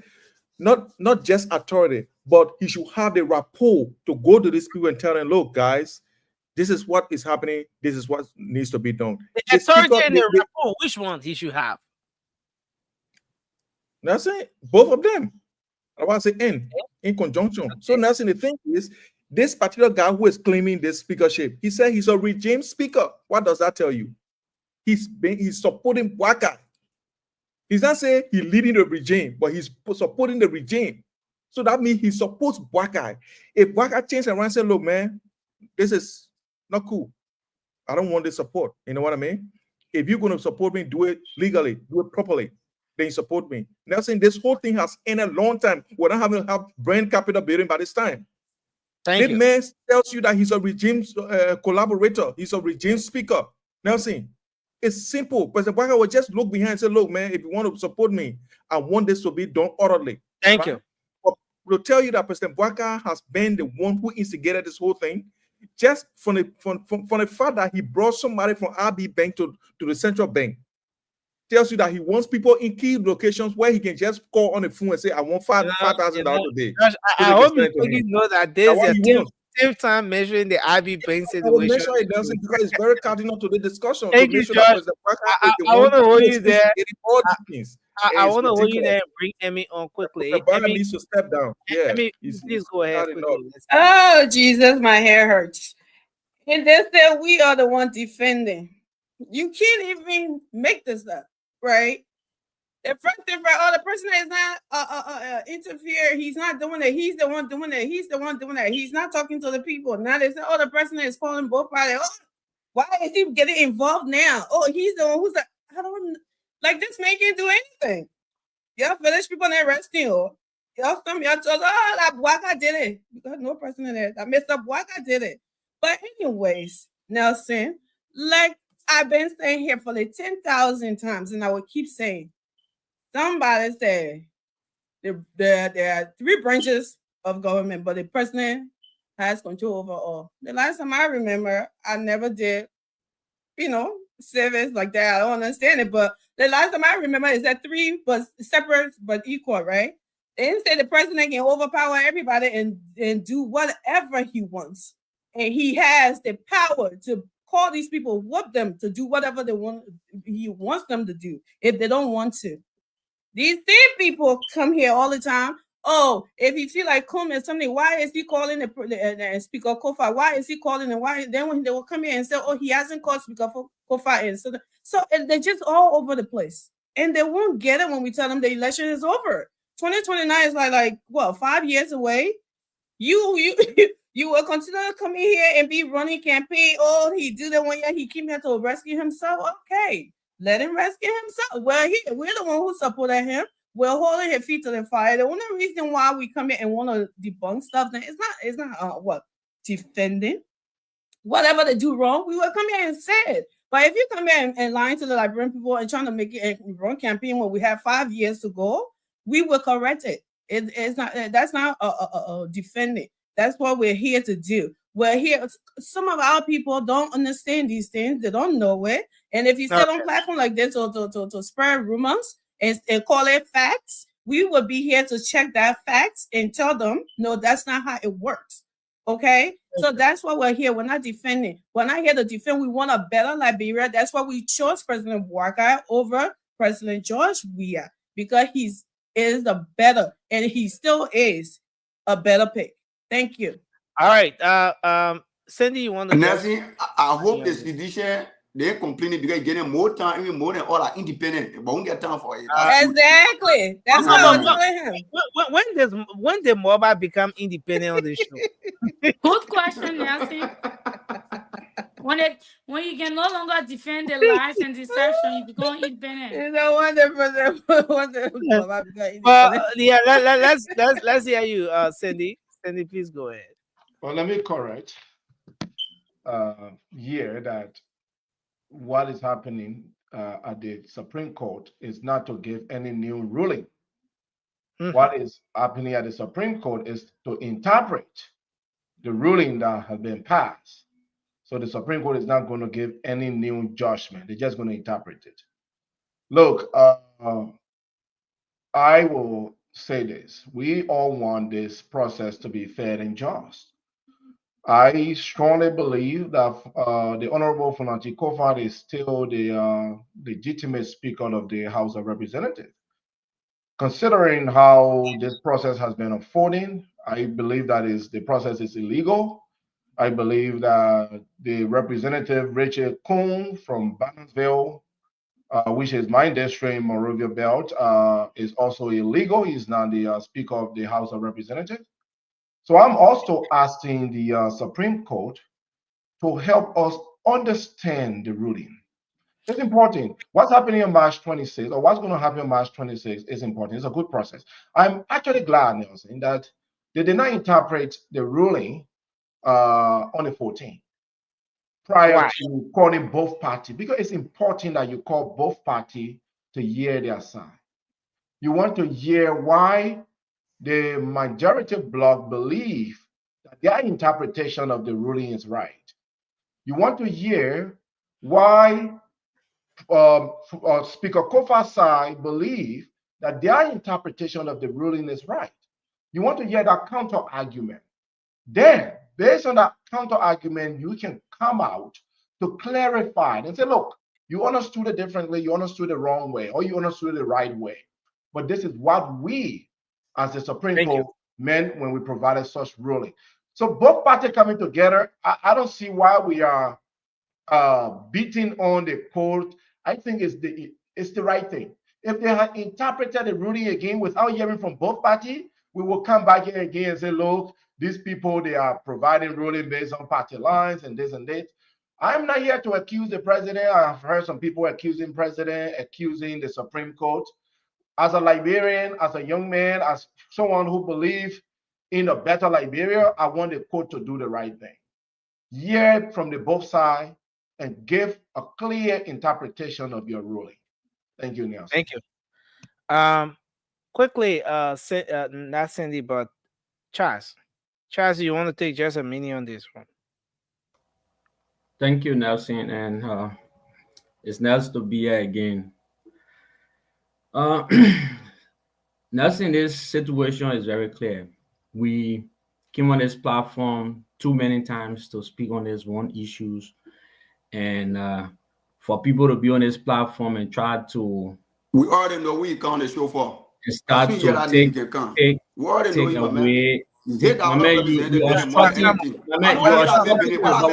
problem? Come on. We all know. I'm going to wait for you when you're done there. I can't do this, Mama. Please allow the brother to lend his thoughts. Charlie, let him go ahead. I'm telling you that. Let me remind him because I know you. So Mama has used his closing time to interrupt the show. So Mama, thank you for closing. So Charles, please do your closing and everything in one at once. No, don't treat me like that, please. Yeah, because you came late.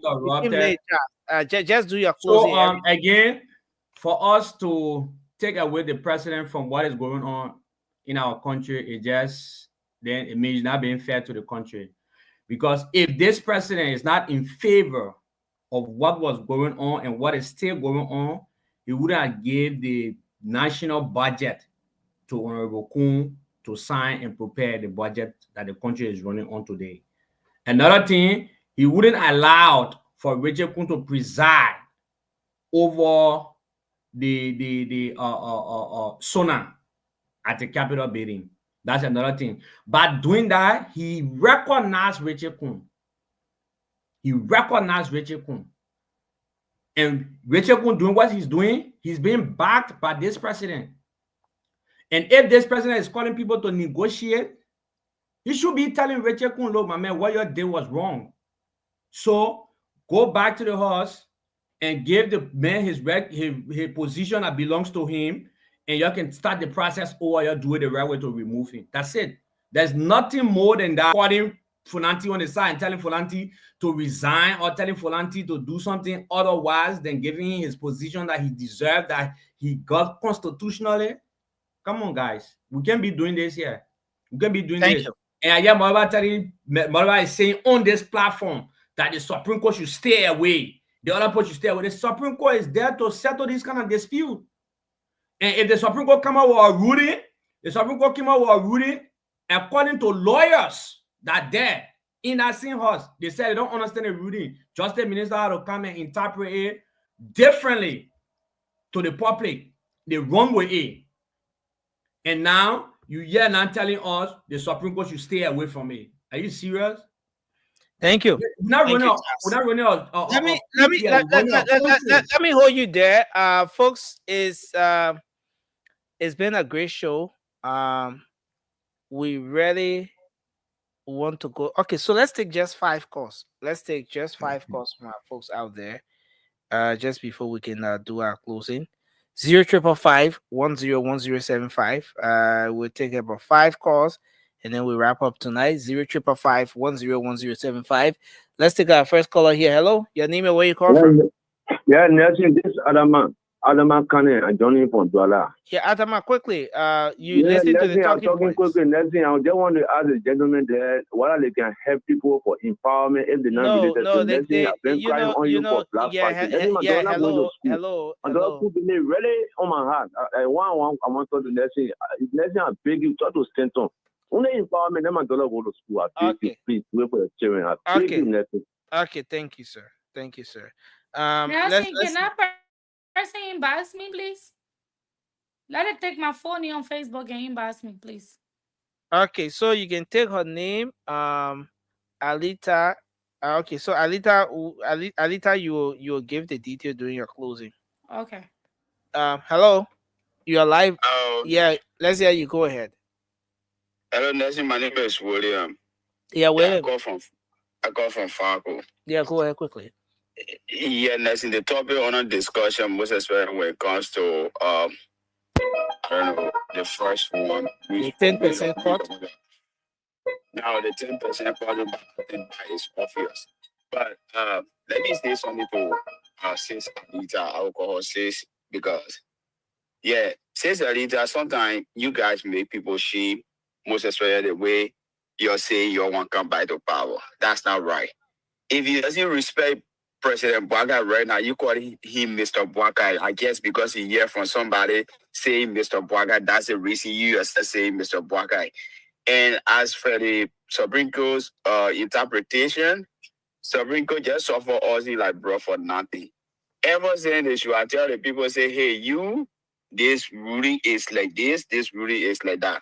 But putting it in different content and then coming off funny day again saying they coming to interpret, I think that's just a waste of time. Thank you. And if people say the president is in it, Charles are sitting on the show, I don't really know where they got coming from. Always say president in it. But thank you for the show, Nelson. I appreciate it. And for today, I agree with George. I agree with George on something he was saying. President Bwaga kind of making his decision based on certain people, and that wish is not good for the country. Thank you. Thank you. You asked him what Charles. I agree with you too. And I agree with you today. The daily may agree with you. You agree with him. Hello. I agree with you. Yeah, good morning, and that's it. Good morning to your panel. Yeah, go ahead. So quickly, let me go to the issue. Your name and where you call from? The name is Santana in Akwa from Masabalahun. Okay, from Masabalahun in Lofa County. Yeah. Go ahead. Yeah, so the issue of Dog Cooper, I listened to everybody in there. Look, I pray that my brother Jalawi finally going to get a degree. and you will know the power of green letter. If you are a handle green letter as an appointee, even your direct boss cannot dismiss you or suspend you. He only recommends. And just being in the news, you are taking a stand. We expect the office of the president to speak. Now, to quickly to the issue of the capital building, it's belated that our president will now come and negotiate and want to talk to the people. Okay. Our laws are clear. The chief executive, if anything goes wrong, they can say during the tenure or during the regime of speaker or chief justice. It's always attributed to the president or the one you are the chief executive. Thank you. When anything goes wrong, they condemn you. If the needful is done, they hail you. Thank you. Let's hold you there. Let's. The president from the thing happy. All right. So let's hold you there. Hello. Nelson, good morning and into your panel. I'm Joseph. You see, it's very unfortunate, for us to be biased to our own country, maybe because some of you that we are out of the area. And then we are called from Painesville. Nelson, somebody say Kula should have been fired by getting word that the president is not in the know of what happened between Doug Cooper and the University of Liberia. 100%. This is why you are the press secretary. Is she not informing her boss on the trending issues? Most especially when this has a propensity to bring government public disrepute. Look, Nelson, if Doug Cooper does well, he will celebrate President Bouaka for making a rightful decision in appointing Doug Cooper. When he does wrong, we'll criticize Bouaka, but he brought a man in government. Let's come to an anti-Kofi issue. I hear Mamba talking about, maybe the president not in the know or this one. President Bouaka was inserted when conscientize us, Liberians, not to panic what is going on in the legislature. He said it was a normal legislative process. How can you now exclude him from it? Thank you. No, let me lay on this, please. Yeah, so just a few seconds to learn quickly. To the Supreme Court issue. The Supreme Court, including Councillor Oswald, who is the Attorney General, and President Bouaka, they are fully responsible for the impacts. So they say the executive should not have nothing to do with the legislative. That's not truth. That's not truth. Okay, then why the president asked the justice minister to give his interpretation of the Supreme Court ruling? Thank you. Let me hold you there. Thank you. I think we're out of time. We're gonna hold it there and just do our closing. Let's start with you, Charles. Let's just do our closing in this order.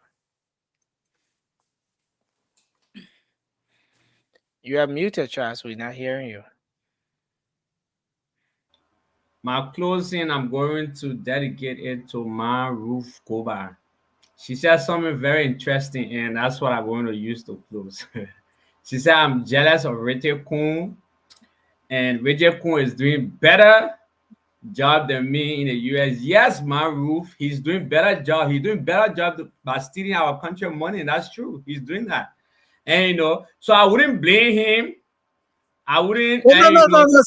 Since you want to use the comment to close, I will read the comment. Charles, my second reader. You are jealous over Richard Cohen. He is doing good job. He is doing better job than you that living in America. That's true. That identical part is true. I'm going to tell you why it's true. Yeah, that identical part is true. Charles, on a serious note, I want you to, that was just for the fun. I want you to do your closing and let's move on. The comment section. Honestly, listen. The comment section is a whole community by itself. The people doing their thing there. Let us leave them. Let us not do it like a battle, a back and forth between we and the commenters. Just do your closing. We're talking Liberia here. We're talking Liberia here. There are people that invest. No, but if you feel guilty of what she said, if you feel guilty, then you can. But There are if people. There are you people. in that category of people who feel that way, then maybe you can. But There are people that are embezzling our money. The money that should be used in health center. No, listen. In the district that I'm from, the district that Richard come from, there's a hospital there called Kiabak Clinic. That place, no beds. Okay, No so we're doing mattresses 1 for minute people each. to sit. Let me set your To timer. go to hospital, there's no equipment. The hospital don't have a generator right now as we speak. My roof, but yet he's doing better than me, though. He's doing better than me. It was the same man who take $5 million out of the Liberian poor money just for his personal gain in the national budget. It was the same man that put money in listen. other Are you agencies, aware? other government buildings, in other government entities. Are you and they're aware going that back there to get Are you to aware benefit that they the and their houses? families? Are you aware that the press bureau of the House of Representatives provided a clarity on that quote unquote 5 million budgetary allotment thing? Are you aware Okay, of okay, that's the that? The same budget Richard Koeman. was not 5 That's- million, but rather 3 million. Are you aware of that? Listen, it was the same people who it was the same Richard No, Koeman because I want us to be audio. factual about what we quote. Yeah, coming. It was the Not- same not Richard just in the Koeman name of on our audio politics. speaking to a journalist to support him when his budget issue come up. It was the same Richard Koeman. You have the audio. Can you play that at my roof here? So Can you play that for my roof to hear it? He was on a phone backing the journalist and talking to the journalist that, look, my man, this thing is going to happen. Y'all must support me on the radio. Can you play that for my roof to hear it? If you fair enough, you wouldn't be calling people to be protecting you on the media. You will not be doing that. It's because his deeds are shaded, his deed is dark, and it's not in the interest of Liberia. There are schools in Liberia that need chairs, hospitals need equipment. There are things that those monies can go towards instead of Roger Poon. Look at Roger Poon mansion he's building. Or he finished building. Thank you, Charles. Alita, you want to do your closing? Let's do 1 minute. Thank you, Nelson. I want to speak to the caller that states 1 minute starts now. Thank you so much. I want to speak to the caller that stated, "Oh, this is how you don't move forward," by referring to Joseph Boaka as Mr. Boaka. Let me firstly educate, because ignorance. So you want to respond to another? I want to respond to that statement because ignorance plays a part in that person's statement. The universal honor of respect comes with the recognition of a last surname. And I refer to him with a surname. I don't have to call him president. I don't see him as a president. I've never believed in the black card or you said you don't see him as a president? I don't see him as a president. But he's a president of the Republic of Liberia. I'm not saying he's not. Constitutional. There is no way in my statement I'm saying he's not the president of Liberia. I say I don't see him. If you cannot hold Josiah Joker by saying that he don't see George Weah as president of Liberia, you cannot hold me. What was said yesterday can be said today. You know, that is where it comes in, that respect is reciprocated. So if you think that or somebody we believe in you can refer to him by any form and manner, we have the rights. It is our constitutional right. So universal way of respecting somebody, referring into them by themselves. Go and Google it for your logical understanding, because when people say Mr. Baga, it have you guys irritated because you all don't understand that logical part. But Nelson, we all sit here, and that's why it always comes to this statement that we all have one thing in common, is to see the life of the Liberian people transform. I may see my 9 as a 6, and you may see your 6 as a 9. I won't say your 9 is now a 6 or my 9 is now a 9. All we can say is that we can come to one common ground to say that the Liberian people are suffering. Our people here, not only just for hunger, on the back of leadership, but Nancy, my mom have not succeeded. You always keep saying thank you. That interferes with my mom. But listen, you've gone 2 minutes already. Okay, get me 30 seconds, Nelson. Nelson, I want to leave here with a statement. You know, our country and our people does not only strive for survival at this point. They worry if they will wake up tomorrow morning. The survival rate has increased. poverty is not an issue, but waking up and not being burned to death. And yet the government have not addressed all these issues that has to do with national concern. But like I said, it's always a pleasure to discuss my country. It is always a pleasure to have brilliant comments from different political views on here. We And are I pressed for thought, time and thank we you have so much. to go. Thank you very much, Alita, for your input tonight. Cindy, you want to come in? I'm surprised to hear that the level of poverty has decreased in the country. I disagree with that, but my sister said that, so I'm surprised to hear that. Have you been there? It decreased where? Who Have said you been it there? decreased? Don't mind. Do not misquote me. You are on a national television. I said, do not misquote me. I said they're not only worried about poverty, they're worried about waking up in the morning and not being burned to ashes by the fire disaster. So don't let's get When that I'm statement protected, clear. I will. If I'm protected, I will Yeah. proceed. Be careful with your statement. You will not be protected if you make any sweeping statement here. Let's give Cindy his time. We're seriously out of time. Alita was given 5 minutes to speak, so let me be protected, and I can start over. Yeah. Were you saying that folks are less worried about survival and they are only worried about not being burned? If people are less worried about survival, if the survivability is less of their worry, then you're telling us that the country is at a better state economically, that the people are not suffering. So don't play with words here. We all did some ABC level English. Look, in order for Liberia to move forward, in order for our country to be better, us, the young people, hold the greatest responsibility to speak truth to power, to bring light to issues that are affecting our country. But we must not do that solely based on our political lines. We must do that based on love for country. What I hear tonight, or what I'm hearing tonight, for some of my panelists here, is that they rather support political lines, run on the campaign move, than to address issues that are actually affecting Liberia. You don't find them balanced on any of the discussion. It is always against President Ouattara or against the government. They must always find narrative that is against the government and the Republic of Liberia, because it is not in the favor of their political alignment. That is wrong. That is wrong.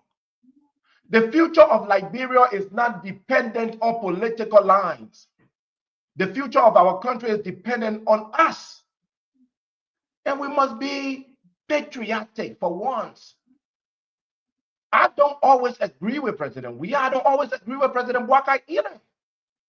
But one thing for sure, I will speak on issues affecting my country. I don't care whether it's President Ouattara or President Weah. But some of you sing praises to political leaders instead of focusing on issues that are affecting your country. President George Mane Weah is not above Liberia. President Joseph Yuma Boakai is not above Liberia. Come on, end these political rhetorics and focus on issues that really affect Liberia. Nelson, thank you. Thank you very much for doing your closing in time. George, you want to go? You are muted. One of the people hearing you right now. Yeah. Anyway, just to make a point, this is the t-shirts we made. You know, Josh, you stay here with your SG Australia. So these are the t-shirts we made. George ran an entire office, and his office was given a budget. So I just wanted to show you. No other Nelson, George said to me inconvenience that he squandered some of the opportunities that was given to the CDC. Oh, you want to resign, Mr. Barker? Anyway, George, go ahead. Yeah, Nelson. The thing is that, it's sad when my brother, who I adore so much, I respect, Sandy, to come up here and say because we disagree with the government, that means we are taking party lines. I came up here and said Josiah Joker, what he did was good from the beginning of this thing. I said what he did was good, depending on if those instructions or those penalties are enshrined into the handbook of the staff or the CSA. We say good things of government when they do the right thing. We say it. If they do the wrong thing, we will say it. But if we say the wrong thing that they've done, or we try to find the wrong thing to do, because look, I don't care how you do it, they will do the wrong things. And guess what? We are here to hold their feet to the fire. So we're not going to look for the good things they do, because their duty is to do good by the Liberian people. So if they do wrong, that's what we're going to highlight. Does highlighting the wrong in the government system or in what the government is doing to our people is wrong of us? Shouldn't we do that? Isn't that a patriotic thing to do, to hold our government accountable? Ladies and gentlemen, it is sad that yesterday, the same people who used to see that nothing good President we did, today, they want us to see all the good things President Bwaka is doing. It makes our society a sad society to be in. And it brings me to wonder, when will we graduate from this sort of mindset that when someone disagrees with you, that means they hate you, or they disagree with you, that means they don't like you and they are supporting someone, that's why they hate you. Not because that person has an independent mind. My brother who is here, well educated, knows these things, that if you don't support somebody, if you say that, does not mean you hate the person. But he comes on here and want to tell our Liberian people that we don't like this government. That's why we're saying all the wrong things about them. What I want us to do is to argue on the merits of these things that we say. If I say, but what Dor Cooper did was wrong, tell me it is good, and the Liberian people will judge. Dor Cooper fraudulently went to graduate.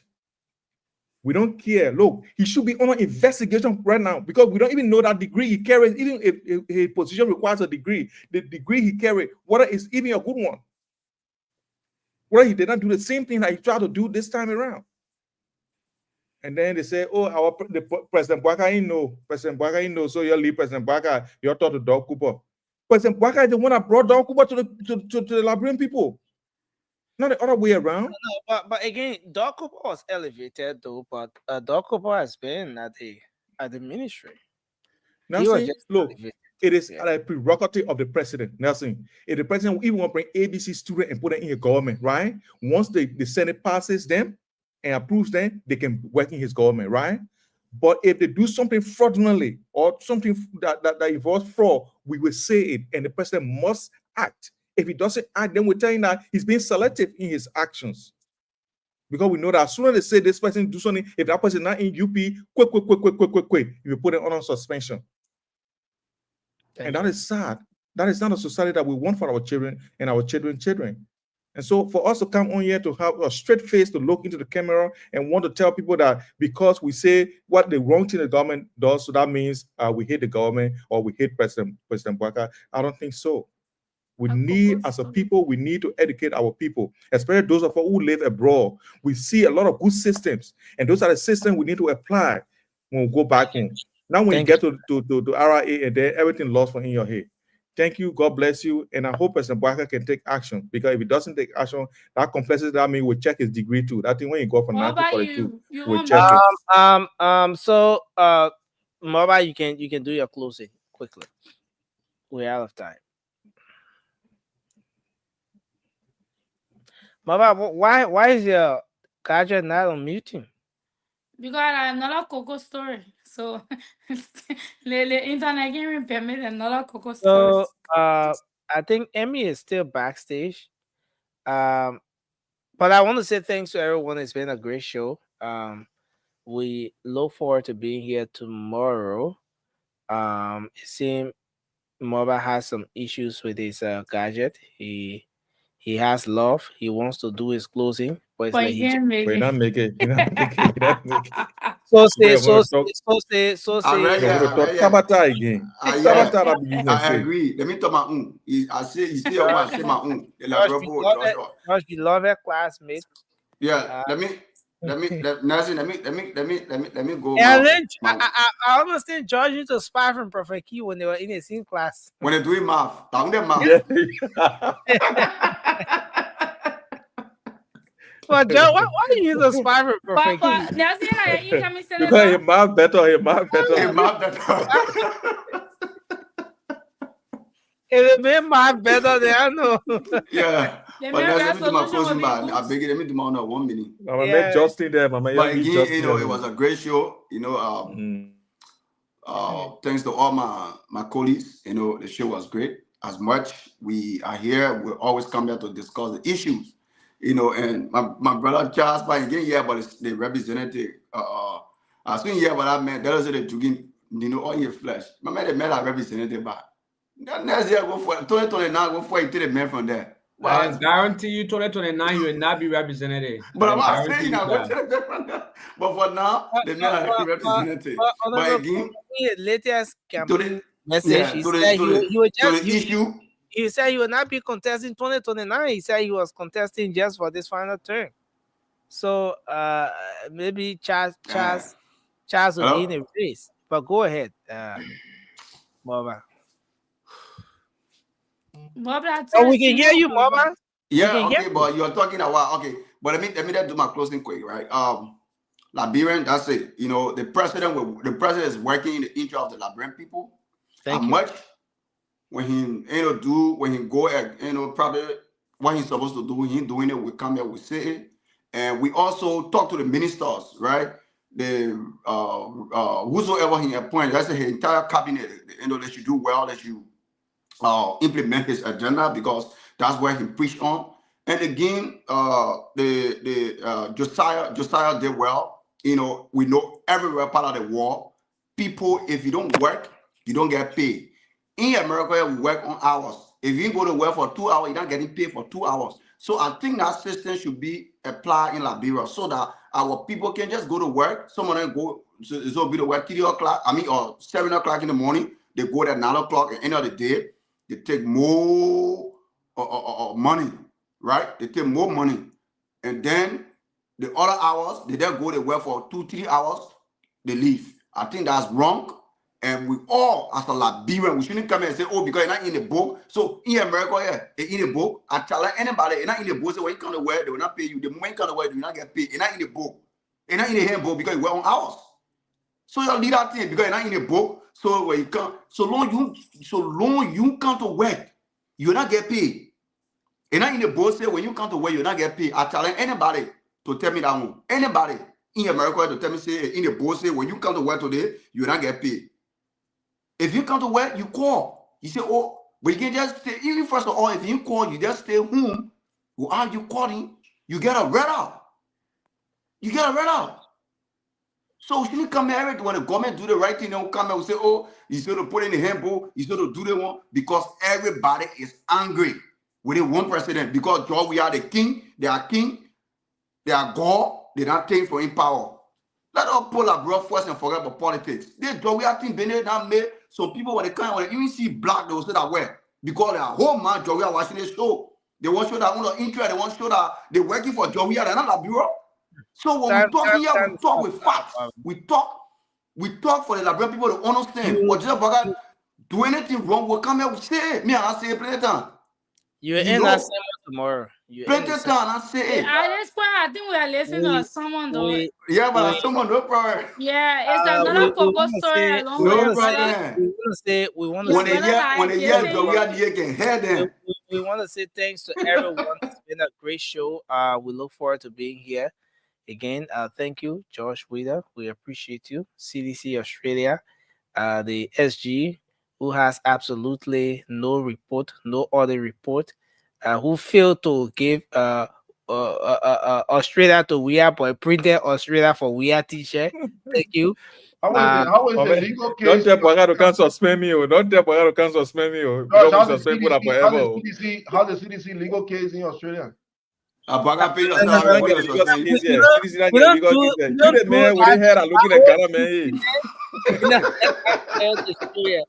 I want to say thanks to I said, stay in start keeping here. Tony going back. Charles, thanks a lot. I'm gonna fire you. Alita, we appreciate you. Mr. Jilau Sunday, the man who drove several hours to Arizona. Thank you for being on tonight. I don't know if he met, but Mobile, we appreciate you as well. We look forward to being here tomorrow. Until then, have a good night.